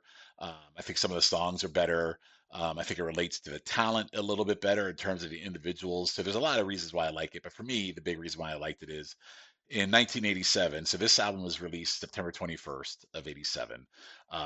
And I got it for Christmas that December. Well, what I also got for Christmas that December was tickets to the Capitol Center where I lived. My uncle got them for me, and it was a matinee show. And I'll always remember the main event was, of course, Ted DiBiase and Andre the Giant taking on Bam Bam Bigelow and Hulk Hogan. So it resonated with me. And 1987 for me as a wrestling fan just stands out. Like there's so much that happens in 1987, and there's probably going to be a lot of these episodes. One that I already did, obviously, the end of 87, I did one on Dusty Rhodes, and I did one on his feud with Bobby Eaton going into 88. And you're going to have a lot of 87s coming out of me, because 87 for me, there's so many different things going on. You got the Indie NWA, you got Lex Luger coming in, you got Ric Flair versus Barry Windham, which is coming up very soon. You have the Garvin versus both Flairs. You get the Fireball incident with the Midnight Express. In the WWF, you have the build to Survivor Series. You have WrestleMania 3. There's just so much going on and so many different angles going on that it was a great time to be a wrestling fan in 1987. So this album for me kind of encompasses some of the greatness of 87, just in a different way. So let's talk about the album a little bit. So tonight's episode, what we're going to do is going to be very similar to the wrestling album that we did, where we'll talk about the person that sang the song, we'll talk about the song itself, and then we'll kind of share a match from that person that was in the moment or not too far off from the moment, from the time frame that song was in, and go from there. We'll even have some live performances from a few of these folks that might have done some live performances on the Slammies, and we might even have a few of these that were played from a music video standpoint. But here we go. Piledriver, the Wrestling Album 2, as I said, is the second soundtrack album released by the World Wrestling Federation, released on September 21st, 1987 by Epic Records. The original vinyl LP release of Piledriver featured a very iconic headshot. For me, very iconic, because I can remember to this day of Hulk Hogan wearing a construction hard hat on the front cover, which also went into the whole construction piece of the video of the main song Piledriver, which was sung by Koko B. Ware. It is the only WWF album to never been released on a CD. In addition to the album, there was a VHS videotape version, which came out in 1987 by Coliseum Video. And what it did is it showed a lot of the videos that were introduced on the WWF syndicated program. And that's what they did. They would just intro them on the syndicated program, but then they also made a Coliseum home video. The songs Crank It Up and Wake Up Alone did not have music videos made for them. Several songs on the album would be used as entrance themes for the wrestlers. You had Strike Force use the instrumental version of Girls in Cars. Koko B. Ware used Piledriver. He sang it. Honky Tonk Man uses self-titled track. Honky Tonk Man, pretty iconic theme for him. Demolition, probably my favorite song out of this whole entire thing, was used for that team. I think the song actually made the team even better. It's just so kick-ass. Jive Soul Bro for Slick, which came from Jive Soul 4, a remake of a song from a rapper, and I talked about that on a wrestling album, because he also did, it was the same rapper that Roddy Piper did a song by on the wrestling album. We'll talk about that in a little bit. And then you had Crank It Up, which was used for the tag team of the Young Stallions, Paul Roma and Jim Powers. But they were doing a storyline where Jimmy Hart supposedly created it for the Hart Foundation, but the Stallions supposedly stole it. For some reason in my head, if you think about the song Crank It Up, and we're going to play all the songs tonight as we lead into stuff, I can't see Crank It Up being a theme for the Hart Foundation. I just look at Jim Neidhart and Bret Hart, and I can't imagine them coming out to Crank It Up. But anyway, that's just me. So the track listing.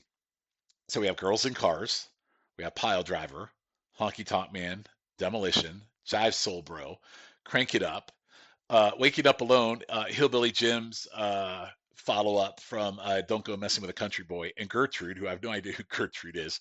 I kind of like that song. We'll talk about that in a little bit. You got Vince McMahon, iconic performance in the Slammies of his version of Stand Back. Based on current world, he probably should have stand back for quite a while, and he didn't, which is why he's no longer around anymore.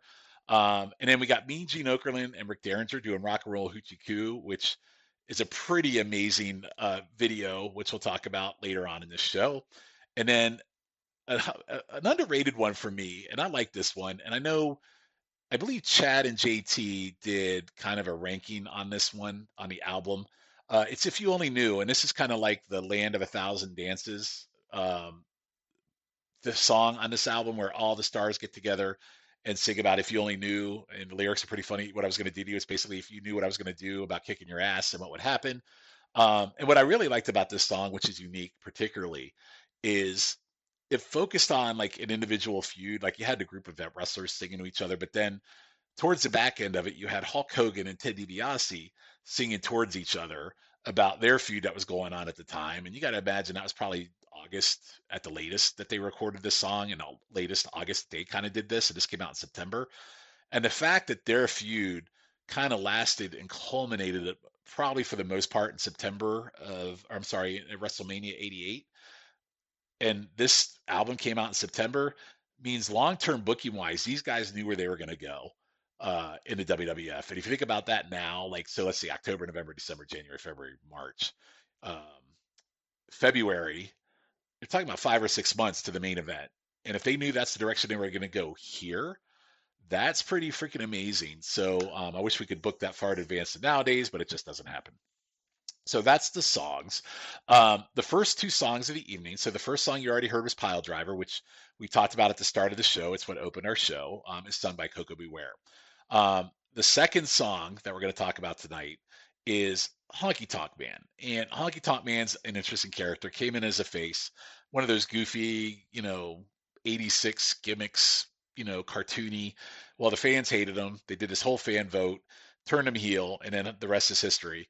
You have the Honky Tonk Man that will forever be a heel coming out of that, and he finished out his career as a heel for the most part. But what's interesting about this is, so we heard Piledriver, we heard Honky Tonk Man. So the first match we're going to look at tonight is actually Koko B, Ware taking on Honky Tonk Man, and it is from April 6th, 1987, Pride time. So after WrestleMania, Koko had faced, I believe it was Butch Reed, lost there. Honky Tonk Man beat Jake the Snake Roberts. So these guys going at it's pretty cool. So we're going to talk about that match in a minute. But since we already listened to Piledriver, we're going to listen to Honky Tonk Man, and then I'll be back to talk about the match.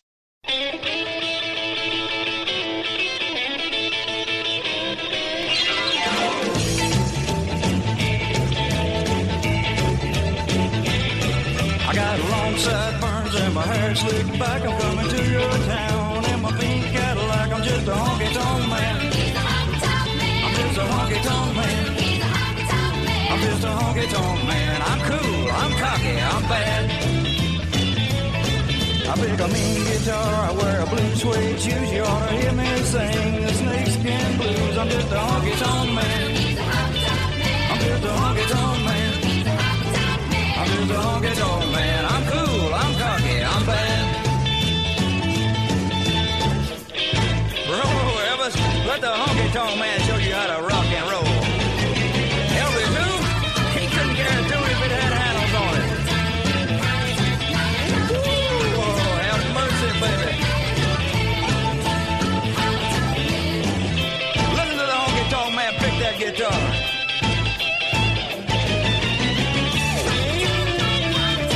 Honky-tonk man, you're running wild.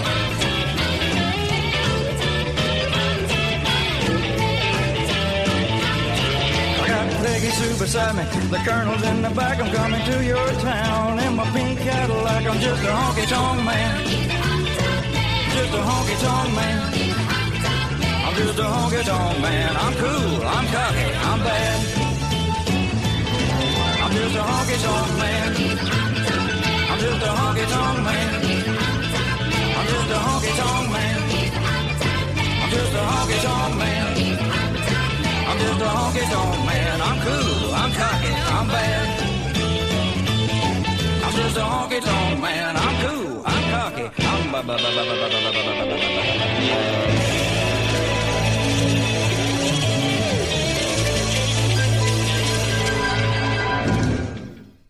Here we go. So it's Koko versus Honky Tonk Man, 4/6/87 from Primetime.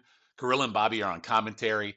Honky with a very rude-like sell on a Koko atomic drop. For those of you that probably already know this, Rick Rude is very well known for his atomic drops. If you ever want to listen to the 7 Months of Danger podcast, that was also on No So.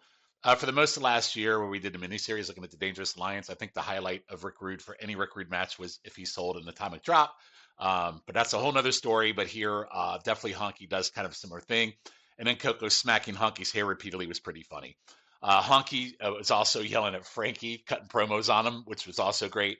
Honky actually has some good working punches if you pay attention. It's like Memphis Lawler, including a second rope fist drop, which makes sense based on the fact that they are related in some form or fashion. Honky Tonk Man's pretty savage, ramming Koko's back off the back of the head and neck into the turnbuckle, like just shoves it It literally looks like whiplash on Koko's neck, which was a pretty cool visual. Honky does an impressive single arm fireman's carry where he just takes him by the arm and literally carries him over on a carry with his one arm. And a second rope elbow that surprised me. On the second rope elbow, he gets to the second rope, and Koko's laying like in the middle of the rope, and he literally just almost walks the rope and drops the elbow, which was really shocking. Koko gets a good kick face comeback with punches, headbutt, and drop kicks, and he dumps Honky Tonk Man over the top rope, and we will play the audio of the rest of the match from here. Frankie loving every minute of it. Now headbutt. Could be the beginning of the end. Turned into a Pier 6 brawl here. Drop kick, a beauty, standing drop kick. And another one. Oh, look at that 360. He went down head first. The Mouse trying to get him back on his feet. How do you think Koko to have it in him? Koko just exploding. Not over yet, though. Honky Tonk's going to pull it out. He's going to pull it out. Got faith in the guy. Suplex from the outside. Oh, look at that, Jimmy Hart holding on to the legs of the Honky Tonk Man. Oh, look at that, scoop the right foot of Koko. Give me a break. What a miscarriage of justice. What? I was getting a floor cue over here from the lady here. I wanted to watch the monitor. Yes, Jimmy Hart did grab the Honky Tonk's foot. Yeah, then he grabbed Koko's foot as well. I missed that. I can't do it all. Give me a break.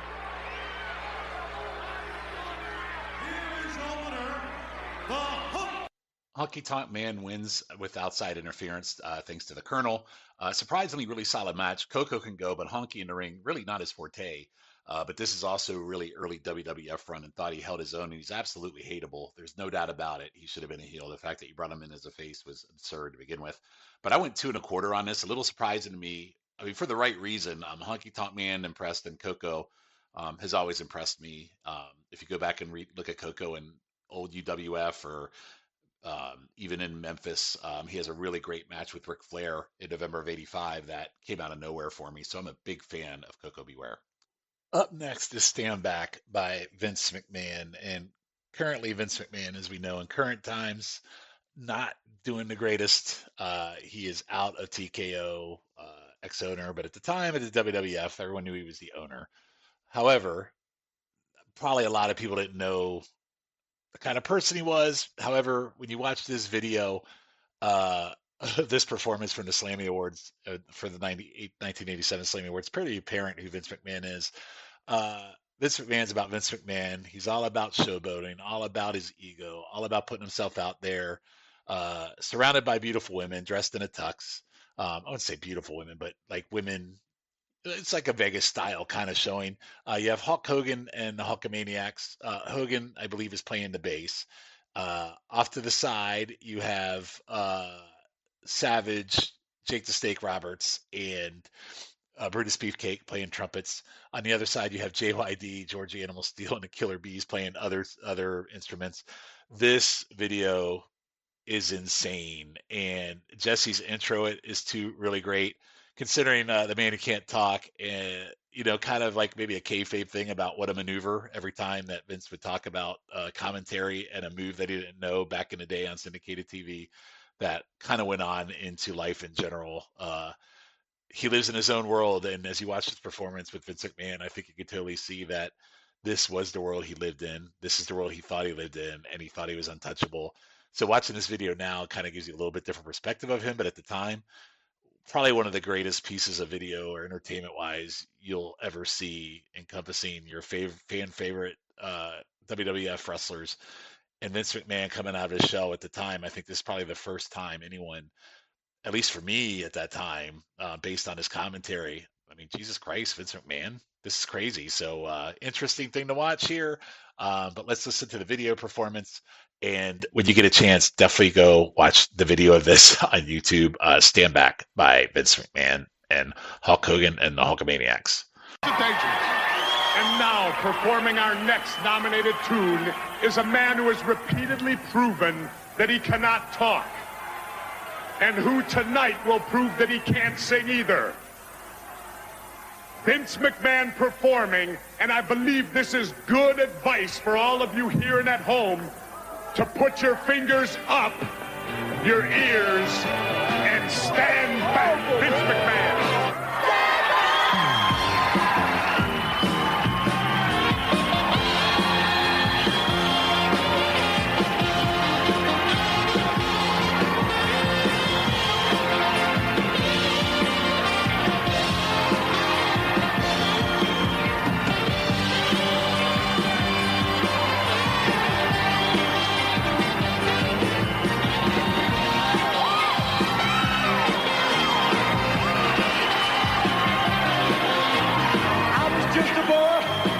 Told me what I should do, who I should be.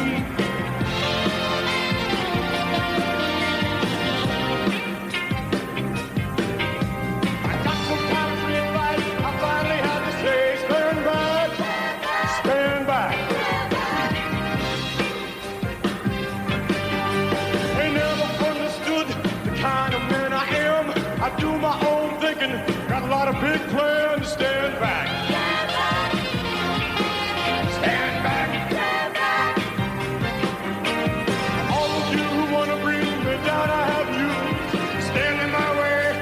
Promise you will lose. Stand back. Stand back. Stand back. Stand back.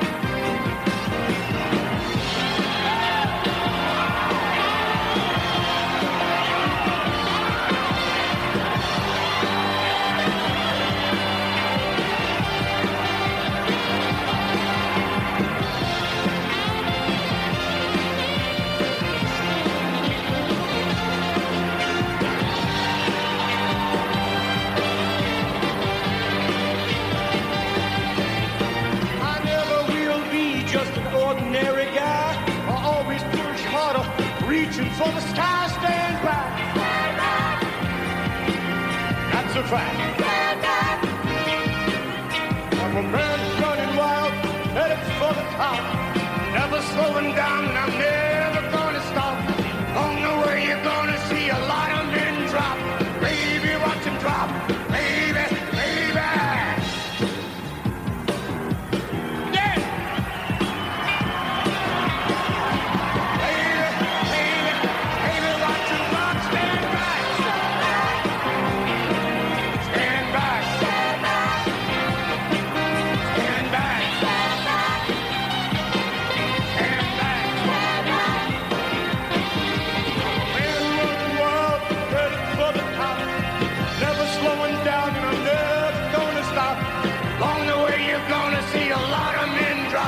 Baby, watch him drop. Baby, baby, headed for the top. Stand back. Stand back. Stand back.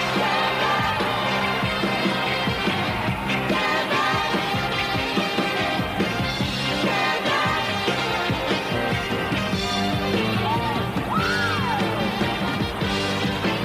Stand back.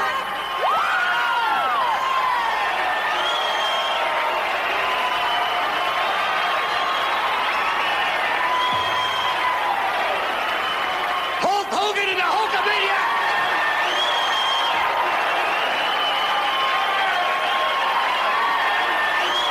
One hell of a performance for Vince McMahon, almost very Markish. So yeah, no surprise if you go back and watch this in 1987. As I said earlier, Vince lived this life. This was his world. This was his circle, so to speak, and seemed to live that every day up until recently. But that's a whole nother story that we'll move on to. So our next set of songs, the first one we're going to hear first, we'll talk about that one first. So Crank It Up by Jimmy Hart. Jimmy Hart, as I said on the wrestling album pod, had been in a music band before. This song, very high tempo, very high energy, was interesting to me that we had talked about the Young Stallions took this theme and they were trying to do this whole thing around the fact that the Stallions stole it from the Hart Foundation. And listen to this song and then tell me if you can hear Bret Hart or see Bret Hart and Jim the Anvil Neidhart ever coming out to this song ever. I just don't see it. But anyway, it fits the Young Stallions. Not sure if that's really where they were going to go with it. And then they assessed the song afterwards and said, oh, geez, we can't put that with Bret Hart and Jim Neidhart. That makes no sense. It's more for a young kind of team. So this will go to the Young Stallions. We'll play this song first, and then we'll come back and we'll talk about the next song we're going to talk about, because it leads to a match between two teams whose songs we're representing in the moment.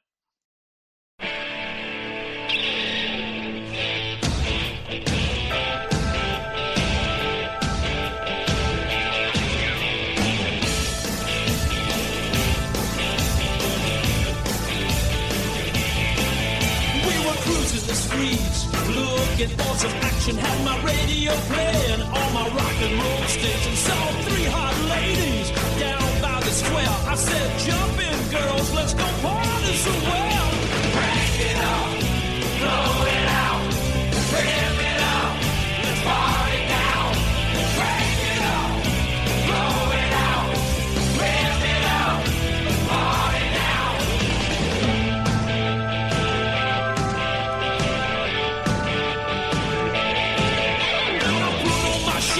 I comb back my hair, I slid my arms around her, I wasn't getting nowhere.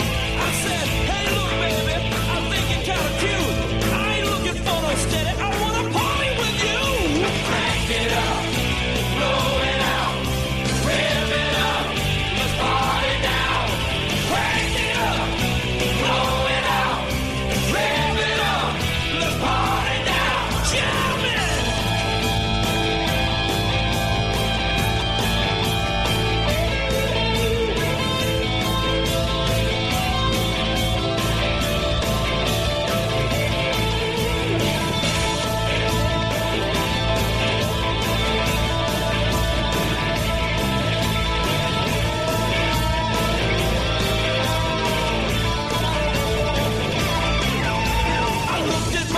It was 1:15. Me and the boys were having nothing but fun. The band was rocking, we were all in gear.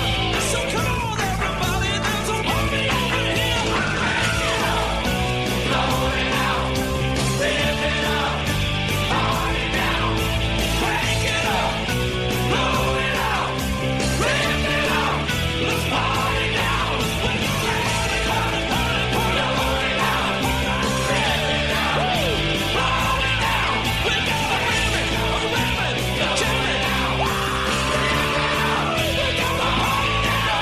We wanna party, party, party, party, party, party, rip it up. Sing it, baby.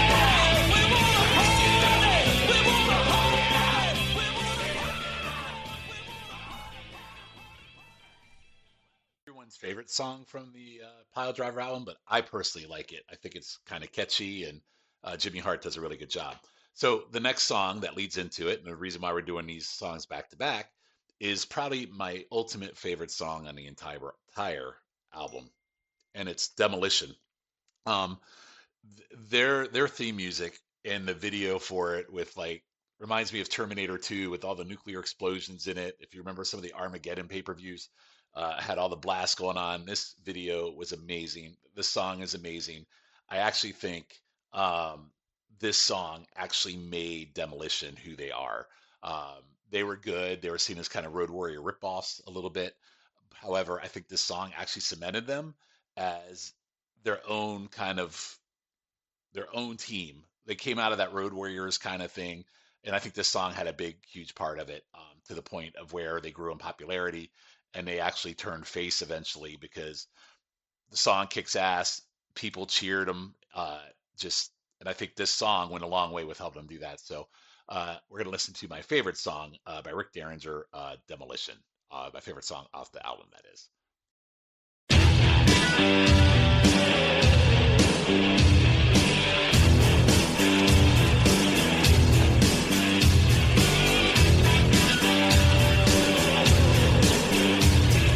Here comes the axe, and here comes the smasher, the demolition, walking disaster, pain and destruction is our middle name.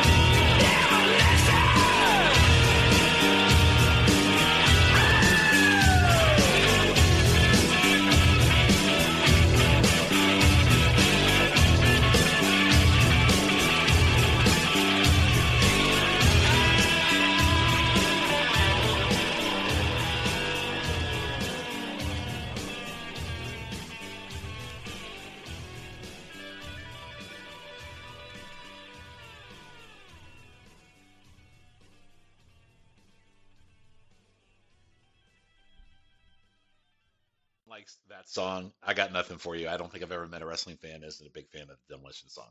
So anyway, Crank It Up by Jimmy Hart and Demolition by Rick Derringer takes us to the match I want to talk about. So it's Demolition versus the Young Stallions. This is from June 6, 1987 edition of Superstars. So Demolition about 6 months in here, and they have already moved on from Mr. Fuji to Mr. Fuji from the original manager, Luscious Johnny V. This is a rematch from an earlier syndicated match, I believe a month or two before, when Demolition came in and they literally destroyed the Stallions, like just destroyed them, which is actually brought up, which is kind of a cool storyline narrative. You didn't see things like that, like this. I mean, it was basically a squash match. And they mentioned that part of the narrative is the Stallions are in a picture-in-picture, are already ready for the demos, talking about how last time they caught them by surprise, this time they're ready. The opening video of me watching this match is an edition of Superstars, and you get the cool, like, jazzy opening that with the really dent, and then it does that that whole dent thing, which is really badass. Just cool jazz. Vince calling Jesse a broken down Indiana Jones. And then you have the pictures of all who is wrestling on the show today with their names written in cursive in the pictures, which is my WWF right here on Saturday morning with the Frosted Flakes. This whole intro, this whole thing, the Superstars that I just talked about, definitely was like peak wrestling for me. The Stallions get a little bit of shine, almost too much, as they control the opening until Powers gets dumped across the top turnbuckle. And then Demolition just beats the shit out of them, double teaming them. Roma gets a hot tag, and then this happens after the hot tag. Scoops up, Powers slams him down to the canvas. And missing with a headbutt. Boy, did he nail himself there. That was a saving maneuver by Jimmy Powers. In the ring now, Paul Roma drop kick. Roma going to work on Axe, trying to set him up. Maneuvering in now and out to the buckle. Ooh, whoa. That man do it. He got him.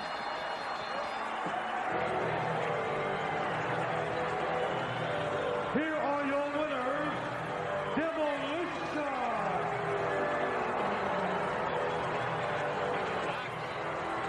Smash, Demolition. Rough match for Young, Powers, and Roma. Let's go back to the replay. Well, you know, Powers and Roma, you have to give credit. They gave everything they had, but against these two, it just wasn't enough. These two are truly, truly devastating. And, of course, and here it is right now. It shows Roma getting beat.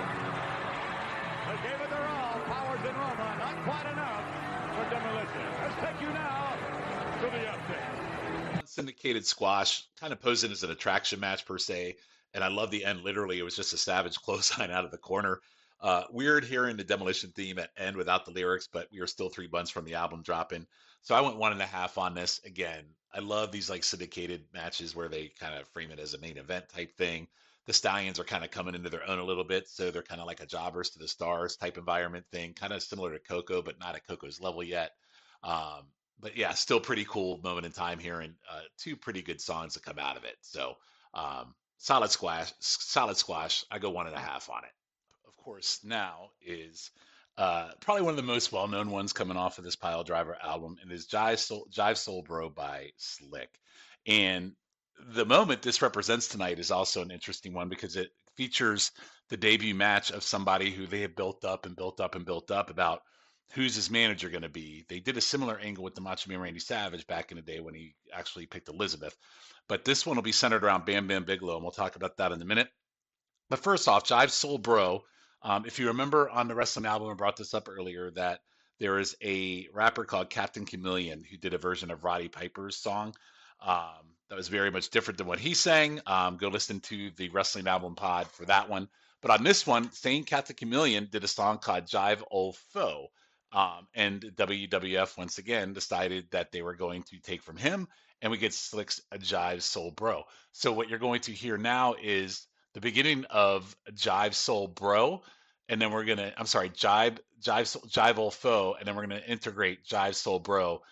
We are going to do a mashup, so you can hear the 2 different versions of this, and you can definitely tell where they interconnect. So let's give this song a listen.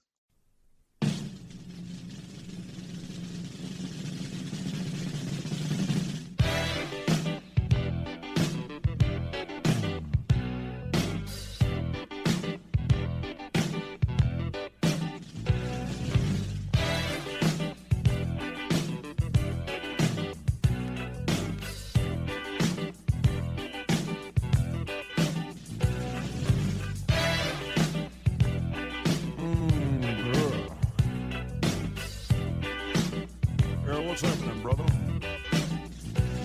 Well, I met this lady and told her quite a story. Said I love her forevermore. But the trouble is I tell the same story to every girl that walks through the door. This is the slick star talking at you, honey. Well, first they love me, and then they don't. Sometimes they do it, and sometimes they won't. So I said to this girl, hey, you get out. And she got to her feet and began to shout, you a Jive Soul Bro, a Jive Soul Bro, and you're always lying to your friends. You a Jive Soul Bro, a Jive Soul Bro, and you never get nothing in the end. What you talking about, ladies? This is the slickster talking to you. I don't do nothing but tell the truth.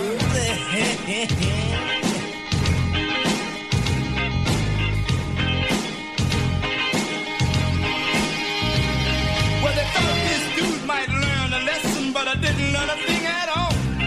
While late last night I was out there messing with a lady that was 7 feet tall.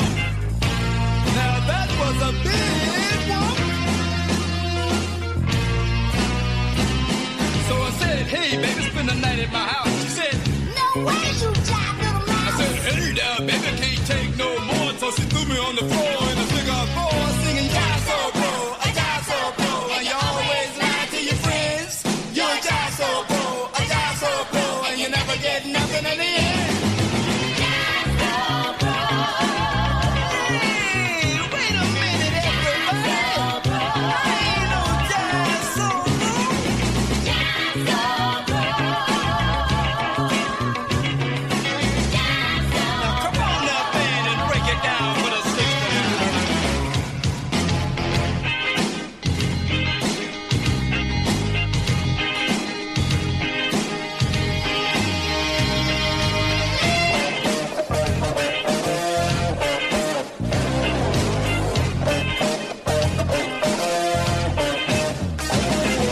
Sooner or later you'll see the light. You gotta stop your job for the noon at night. If we catch you alive, we got the cure. We'll sing this song in one more show. You're a Jive Soul Bro, a Jive Soul Bro, and you're always lying to your friends. You're a Jive Soul Bro, a Jive Soul Bro, and you never get nothing in the end. You're a Jive Soul Bro, a Jive Soul Bro, and you're always lying to your friends. You're a Jive Soul Bro, a Jive Soul Bro, and you never get nothing in the end. This is the slickster talking to you. That's right, I'm clean and I'm mean and my pockets full of green. Yeah. Hey, I'm the ladies' pet. And I'm even the fellas' black. And remember everybody, my motto is, honesty is the best policy.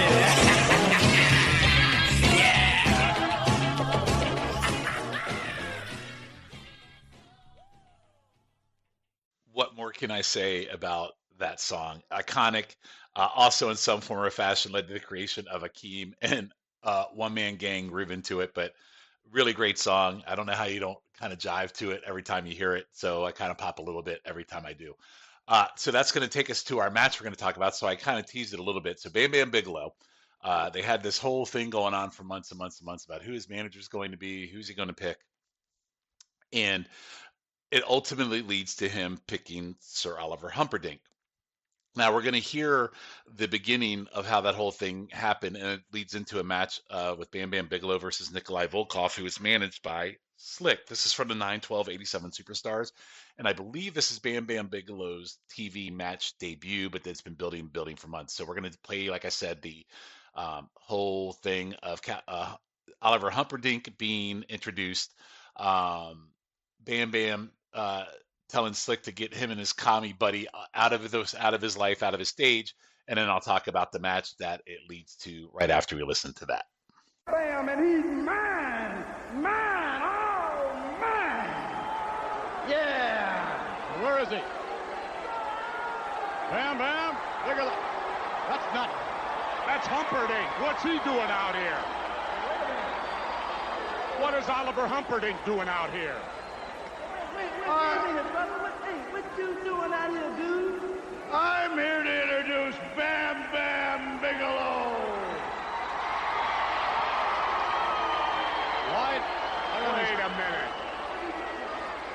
the intelligence reports that I got.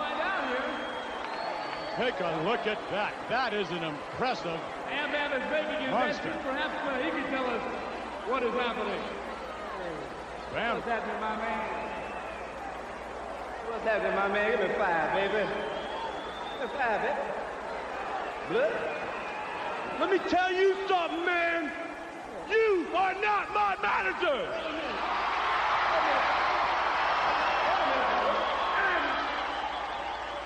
You would never be my manager if you were the last fly ball on the face of the earth, man. What you talking about, baby? We got it all figured out. What's the deal? You and your commie friend better get out of my face now. Who will take you on, you ugly American? I can take you anytime, any place. Oh, yeah? Yeah. How about that? Hey. Oh, my goodness. Here's my manager. Here's my manager, Oliver Humperdinck. Ladies and gentlemen, Bam Bigelow. Bam Bam Bigelow, now managed by Sir Oliver Humperdinck. Iconic moment in the battle for Bam Bam. The match itself, Volkov as the first sacrifice. 87 Bam Bam was so well done, and they really blew it. And where he could have gone post Survivor Series, and where he ended up the following year, losing in the NWA to Barry Windham at Starrcade. It was a very short run, but it was one of the best debut and pushes that led to a career of mid-card, unfortunately. Like his early start, leading in the Survivor Series, was super hot, taking on Bundys of the world, and then losing to Andre, and coming out of it, he's tagging with Hogan after Survivor Series, which I said earlier in the show. But ultimately doesn't lead to anywhere, and it's a shame because I think Bam Bam could have been a big star, especially in this era of WWE and WWF, I should say. And by the time he gets to WrestleMania, he's losing to the one-man gang. So just an epic fail on WWF's part.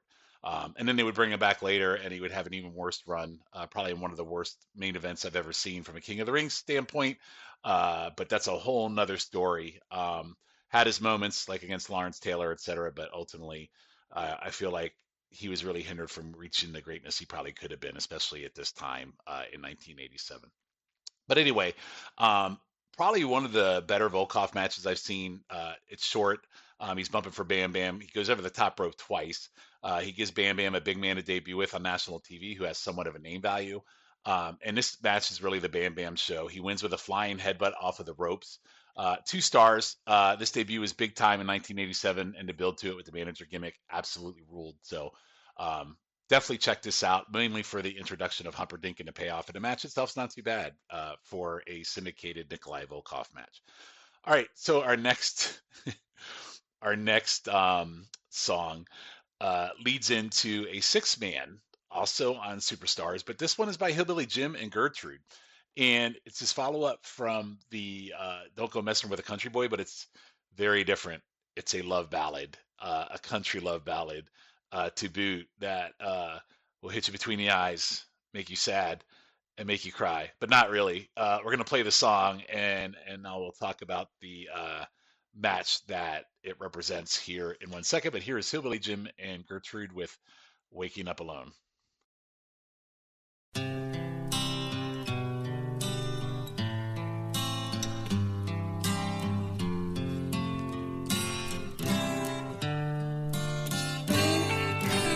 I just had a dream about you, a dream that you were home, sweet home. But then I woke up without you, another morning waking up alone.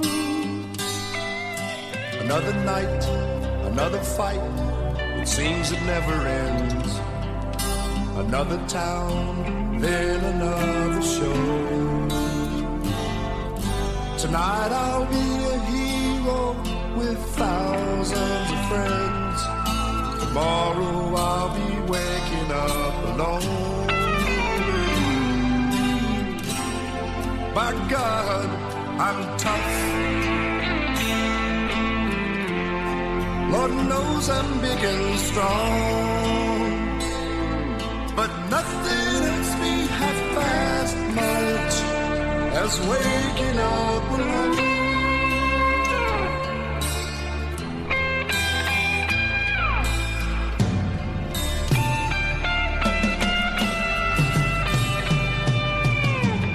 I am afraid of no one. I won't back down. I always hold my own. But yes, I am afraid of being lonesome, scared to death of waking up alone.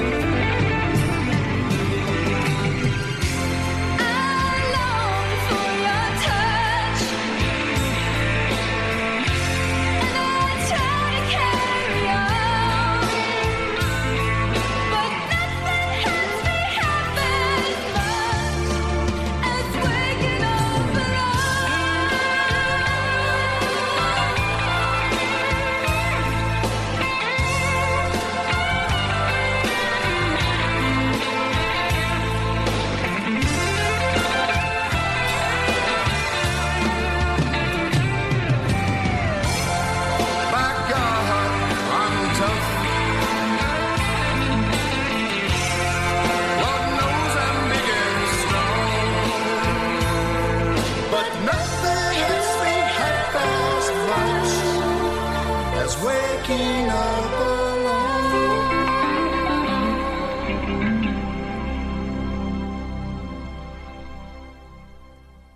Like a country love ballad with an electric guitar playing on it. Anyway, the match is Junkyard Dog, Hillbilly Jim and Billy Jack Haynes versus Magnificent Morocco, Bob Orton, and Ron Bass.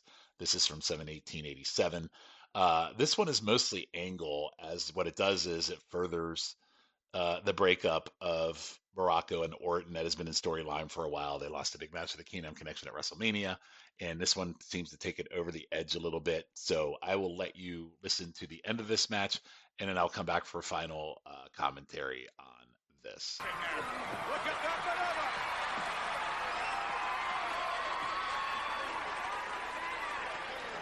Morocco coming over with Orton. Oh, wait a minute. Oh, my goodness. Did you see that? Hey, we got a problem here. Meanwhile, the referee's been counting. And Hillbilly Jim, I think it's going to take it on a countout.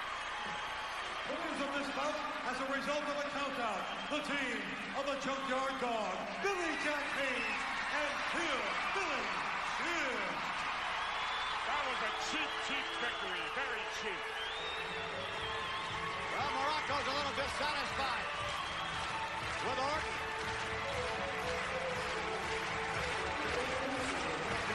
That's called dissension among the ranks. But let's go back up to ringside and take a look. The festival is beginning. We have to watch this. This is disgusting. Hillbilly Jim. This time, the Junkyard Dog. Billy Jack Haynes. All right, let's go back and pick up some of the action we saw in the latter stages here. Orton was already out of the ring.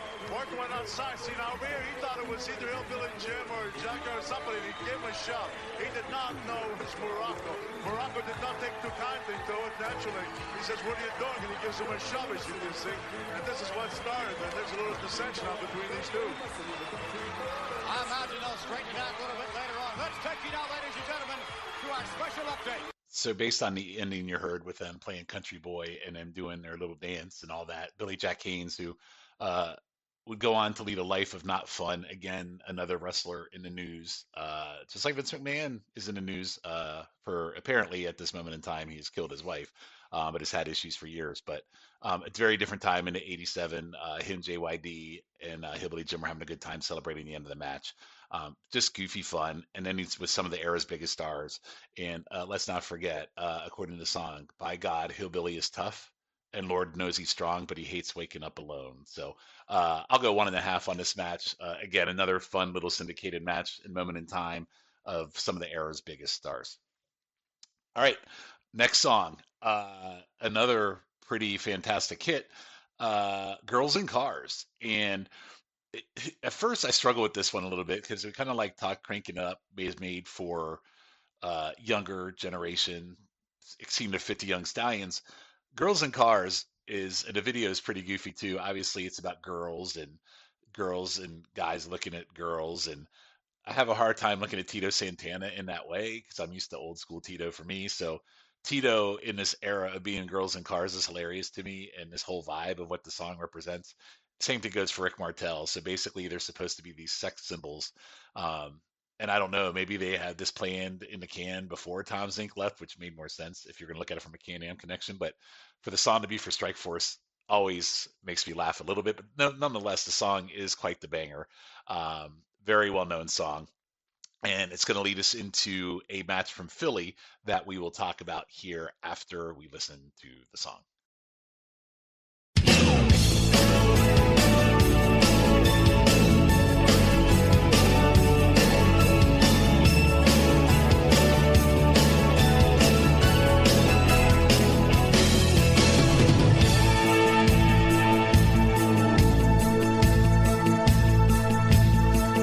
They pass you on the road with a smile and you have to look twice. And you wonder to yourself, could a woman really look that nice? Girls in cars. Girls in cars. I love girls in cars.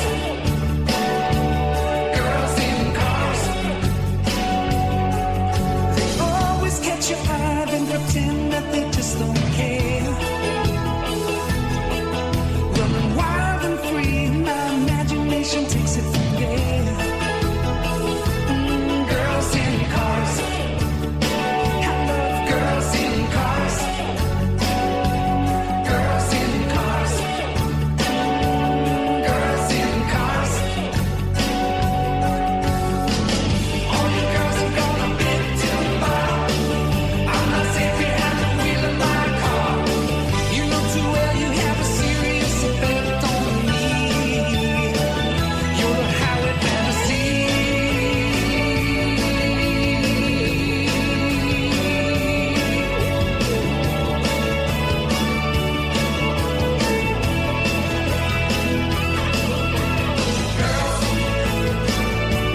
Girls in cars. Girls. We love girls in cars. At 60 miles an hour, any girl could be the star in my dreams. When I hit a red light, find you stop there waiting for me. Girls in cars. Girls in cars. Girls in cars. I love girls in cars. All you girls are gonna bid till the bottom. I'm not safe behind the wheel of my car. You know too well you have a serious effect on me. You're a highway fantasy.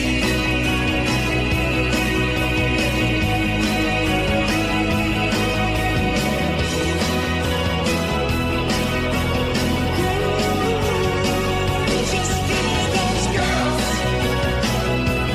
Girls in cars. Girls. We love girls in cars. Yes, we really love those girls. Girls in cars.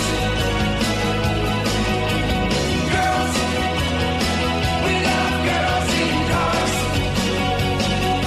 Give me those girls. Girls in cars. Give me those girls.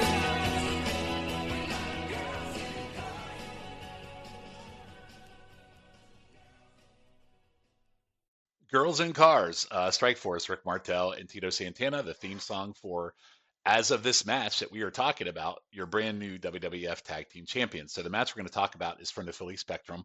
It is Strike Force versus the Islanders, and it is from the November 7th, 1987 Spectrum card.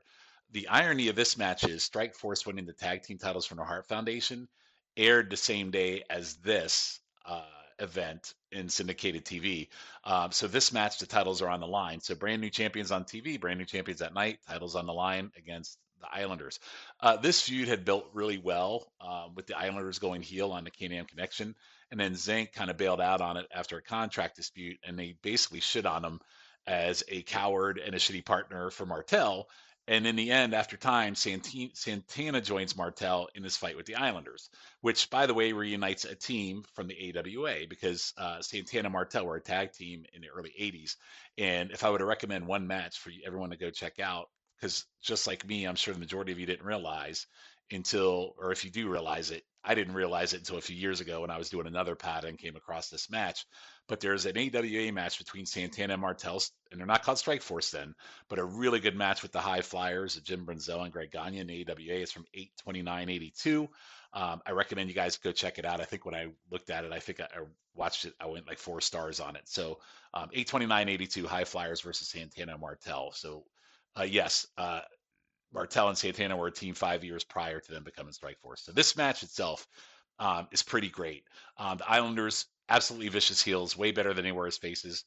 When they were faces, I think most of us, you can remember, if you remember that generation, they were more of a jobber to the stars kind of tag team. Tito plays the face in peril, takes a real good ass kicking. Martel gets lit on the hot tag. Martel, really cool spot. Martel whips Haku into the ropes, ducks as he comes back. As Haku comes back, he ducks and drops to the ground, and Tito hits a flying forearm on Haku. So he's bouncing off the ropes from the other side, which is a really awesome looking spot. And then after this, all hell breaks loose. So let's listen to the end of this match. Oh, flying takedown. Is that it? 1, 2, no. Martel back in the ring again. Mike McHugh ought to just get out of the way, I think. He's watching the wrong thing. Hey, they're going to... Oh, again, Tom interfering. The other referee's in now. He's saying something. He said, what, ring the bell? I don't know what's happening. He's both trying to break up the action. Come on, now, you got to break it up. Got to break it up. And Tom just pushed out the referee. Tom blatantly pushed out the referee. Got to disqualify him, I think. Both referees are down. The bell, all right. It's all over. It's all over. It's all over. Tito Santana, I think, is secretly glad it's all over, but it's not. They're still pummeling him. The bell rings again, as it had a few seconds ago.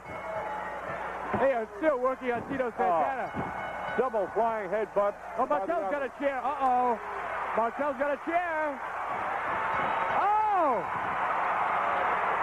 Martel with a chair, and boy, he is turned on. I'll level you guys. And the fans are for it. We still haven't got a decision. I'm wondering who the DQ is on. I would think the Islanders, but, well, let's see. Let's get the announcement. The referees have disqualified all 4 wrestlers. The official decision, a double disqualification. I think Strike Force had the victory until Martel used the chair.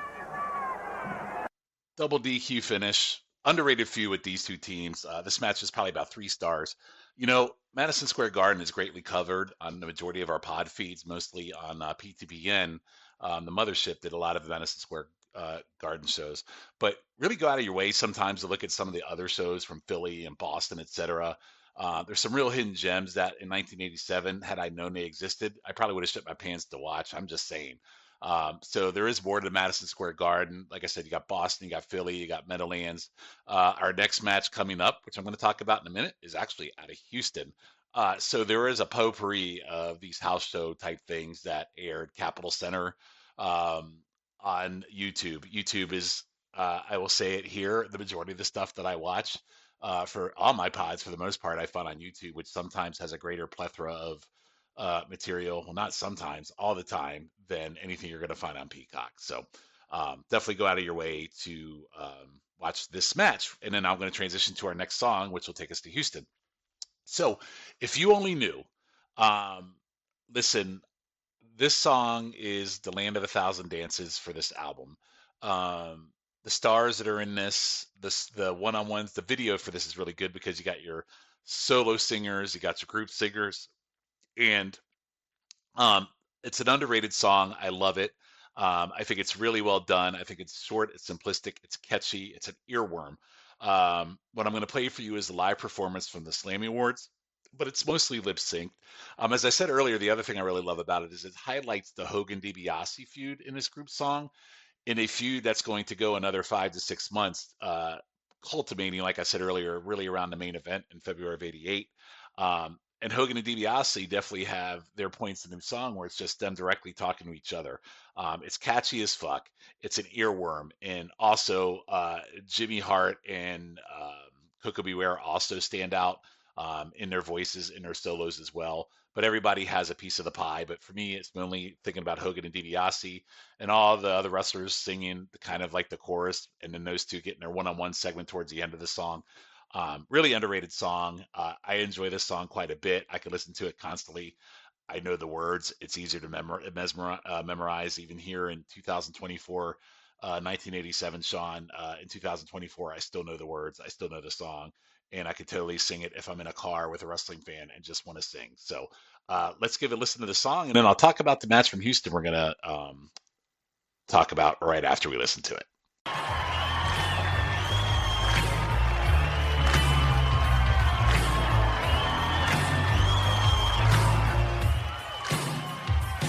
I heard a lot about chatter, that really doesn't matter to me. A lot of you guys want to see me in agony. But the measure of a man, understand, is more than your common pattern. It's the way I'll make you eat those words that matter. If you only knew what I'm gonna do to you, you'd be running out of here as fast as 2 feet could carry you. Your destiny belongs to me. If you only knew.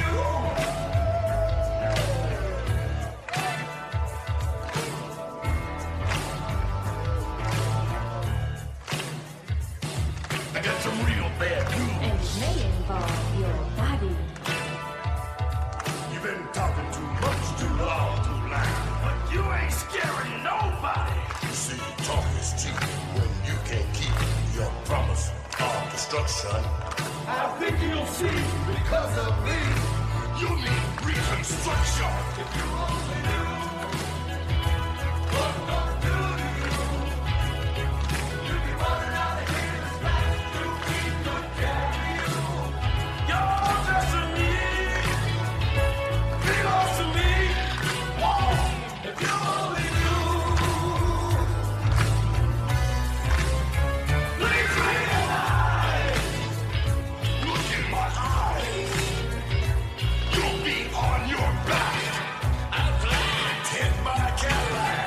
If you only knew. Hey, dude, you ain't got enough money to buy me out. Yeah, everybody's got a prize on. I'd like to bust you up real bad. Stay first. If you only knew what I'm gonna do to you, you'd be running out of here as fast as 2 feet could carry you. Your destiny belongs to me. If you only knew what I'm gonna do to you, you'd be running out of here as fast as 2 feet could carry you. Your destiny belongs to me. If you only knew what I'm gonna do to you, you'd be running out of here as fast as 2 feet could carry you. Your destiny belongs to me. If you only knew what I'm gonna do to you, you'd be running out of here as fast as 2 feet could carry you. The Slammy Awards continue with the winner of the Song of the Year. The other funny thing about this video is, just like Land of a Thousand Dances, the majority of the wrestlers just stand around and wiggle back and forth and clap and clap and clap and clap. So it's almost the same exact video, just a different song, which is pretty interesting. But yeah, so that's an underrated favorite of mine. If you only knew. And what it does is it transitions. So like I said, you heard me talk about how I like how it kind of pinpointed the Hogan DiBiase feud. Well, that's going to take us to Houston for a Hogan versus DiBiase match for the WWF title. It is from December 10th, 1987, Houston. Coming out of Survivor Series, this feud heats up because Andre won the Survivor Series. Now Hogan's full on going against DiBiase on the journey to where we end up in February at the main event for the Andre rematch. And Hogan defending his title here. Andre comes out with DiBiase, and so does Virgil. This feud for me at the time was everything WWF next to Savage and Honky Tonk Man at the time. I love the house shows. PWI was always must read for the arena reports, so I could see what was going on around the country in matches.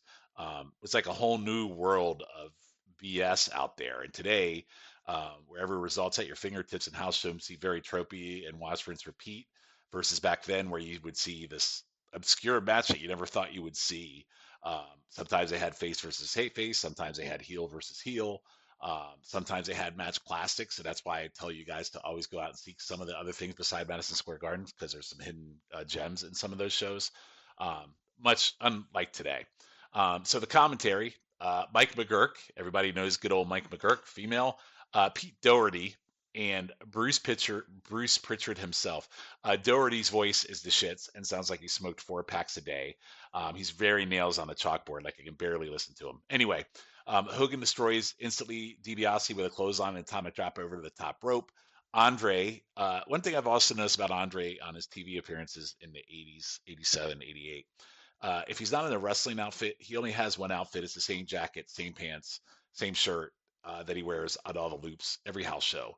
And you know what I'm talking about. It's almost like a checkerboard coat pocket. I guess my only thing would be you can't imagine there was a big market for Andre type of clothes to be bought somewhere. So maybe that's why he only brought the thing and you have to keep the suitcase light. Hogan doing mat wrestling and reversals until DiBiase shoulder blocks him outside. Hogan later gets control back, but Andre pulls his foot from outside on a charge to DiBiase. Ref calls for a DQ, but then changes his mind and says Andre must leave the arena, and he's also fined $2,000, which is a nice pop for the house show peeps on this one. Kind of a cool little thing that, hey, you know, did you hear about that house show where they fined Andre $2,000 back in the day? That was probably more obscure. Today, they would probably do it on every freaking house show loop.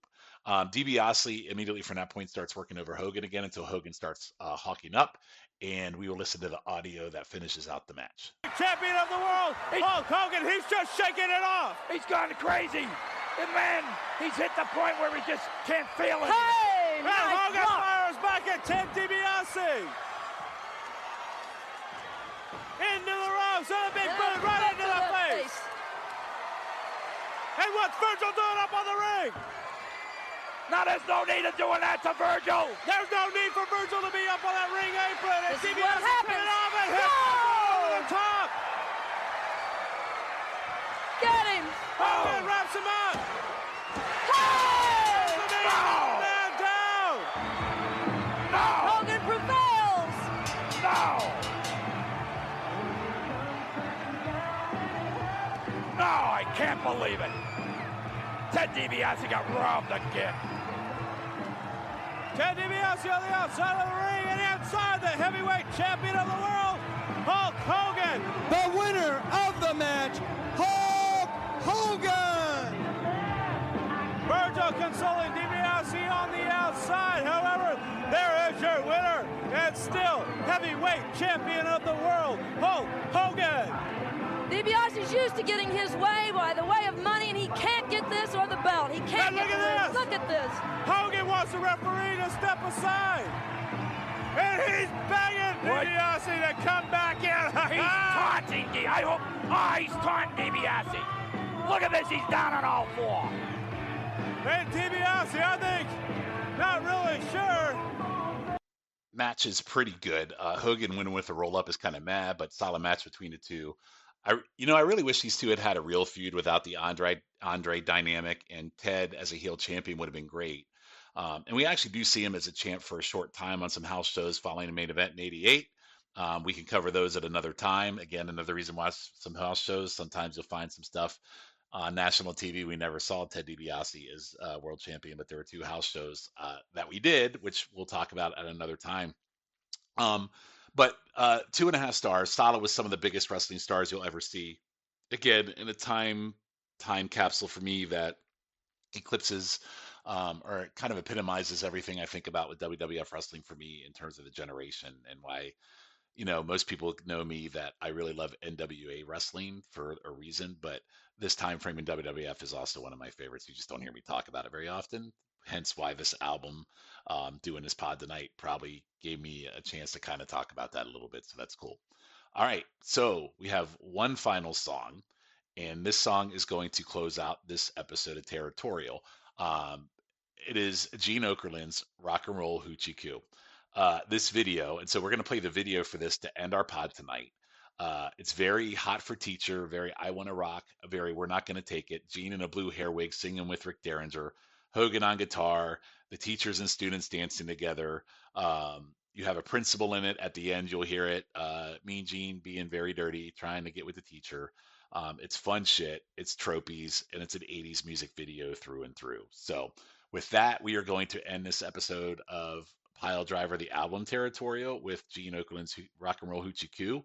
We hope you enjoyed this walk down memory lane. I know I certainly did. Some of the matches, all the songs from the Piledriver album. This has probably been has been an absolutely fun pod to do for me tonight. So hopefully you enjoyed it as much as I did. So enjoy listening to Gene Okerlund's Rock and Roll Hoochie Coo, and we will see you the next episode of Territorial here on the North-South Connection. Good night, everybody. Attention, class. Attention. We are about to be joined by Professor Dexter Peabody. Hi, Miss Brooks. Good to see you. Hi, class. Hello, Mr. Peabody. Professor Peabody is our music appreciation expert. Now, today we will be screening a special film on Beethoven's Fifth Symphony. Now, as you know, Mr. Peabody has never let us down with his presentations. And if you recall, his last film combined the orchestration of Tchaikovsky and the migratory path of the African tsetse fly. Thank you very much, Miss Brooks. And of course, you all remember well the elements of my last production, the music of Mozart in E minor, along with the number of wrinkles in the Native American buffalo lips. But I think this is yet my greatest production. Miss Brooks? Yes, Principal Winthrop? I assume your music appreciation class is about to begin? Yes, Principal Winthrop. Everything is under control. Now, class, please sit up and let's pay attention to Mr. Peabody's film. Now, Johnny, get the lights, please. Mr. Peabody!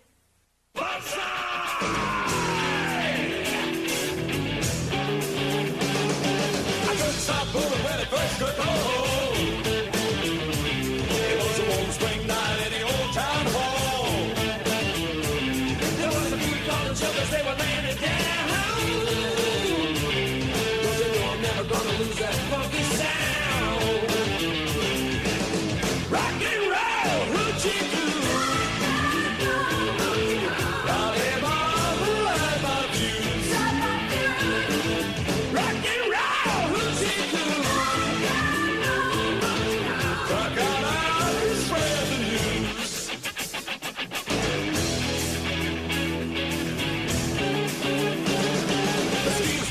About that time of year,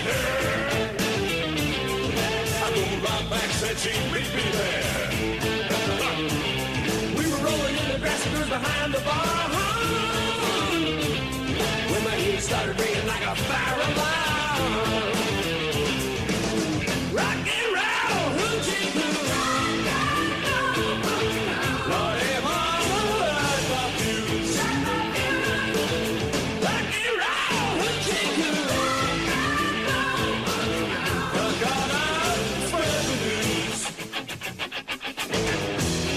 Somebody say keep on rocking, DJ. I think so, right? All right!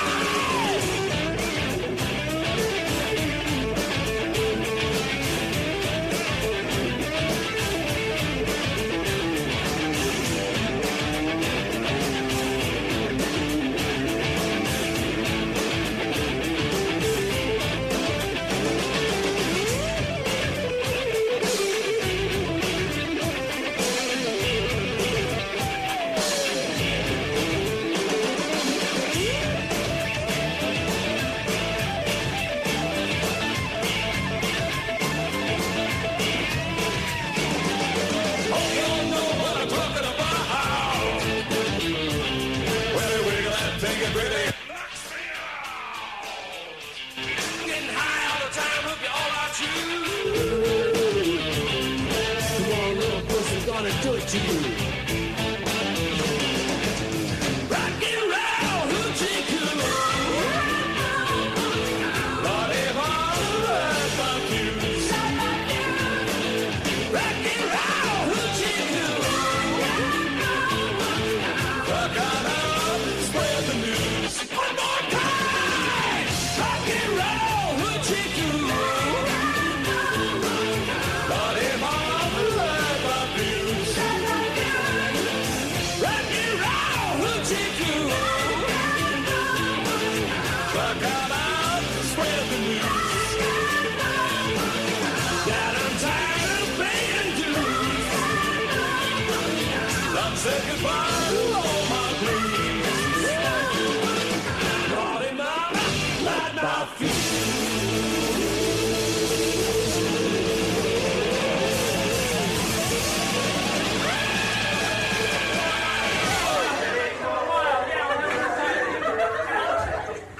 Miss Brooks, what is the meaning of this?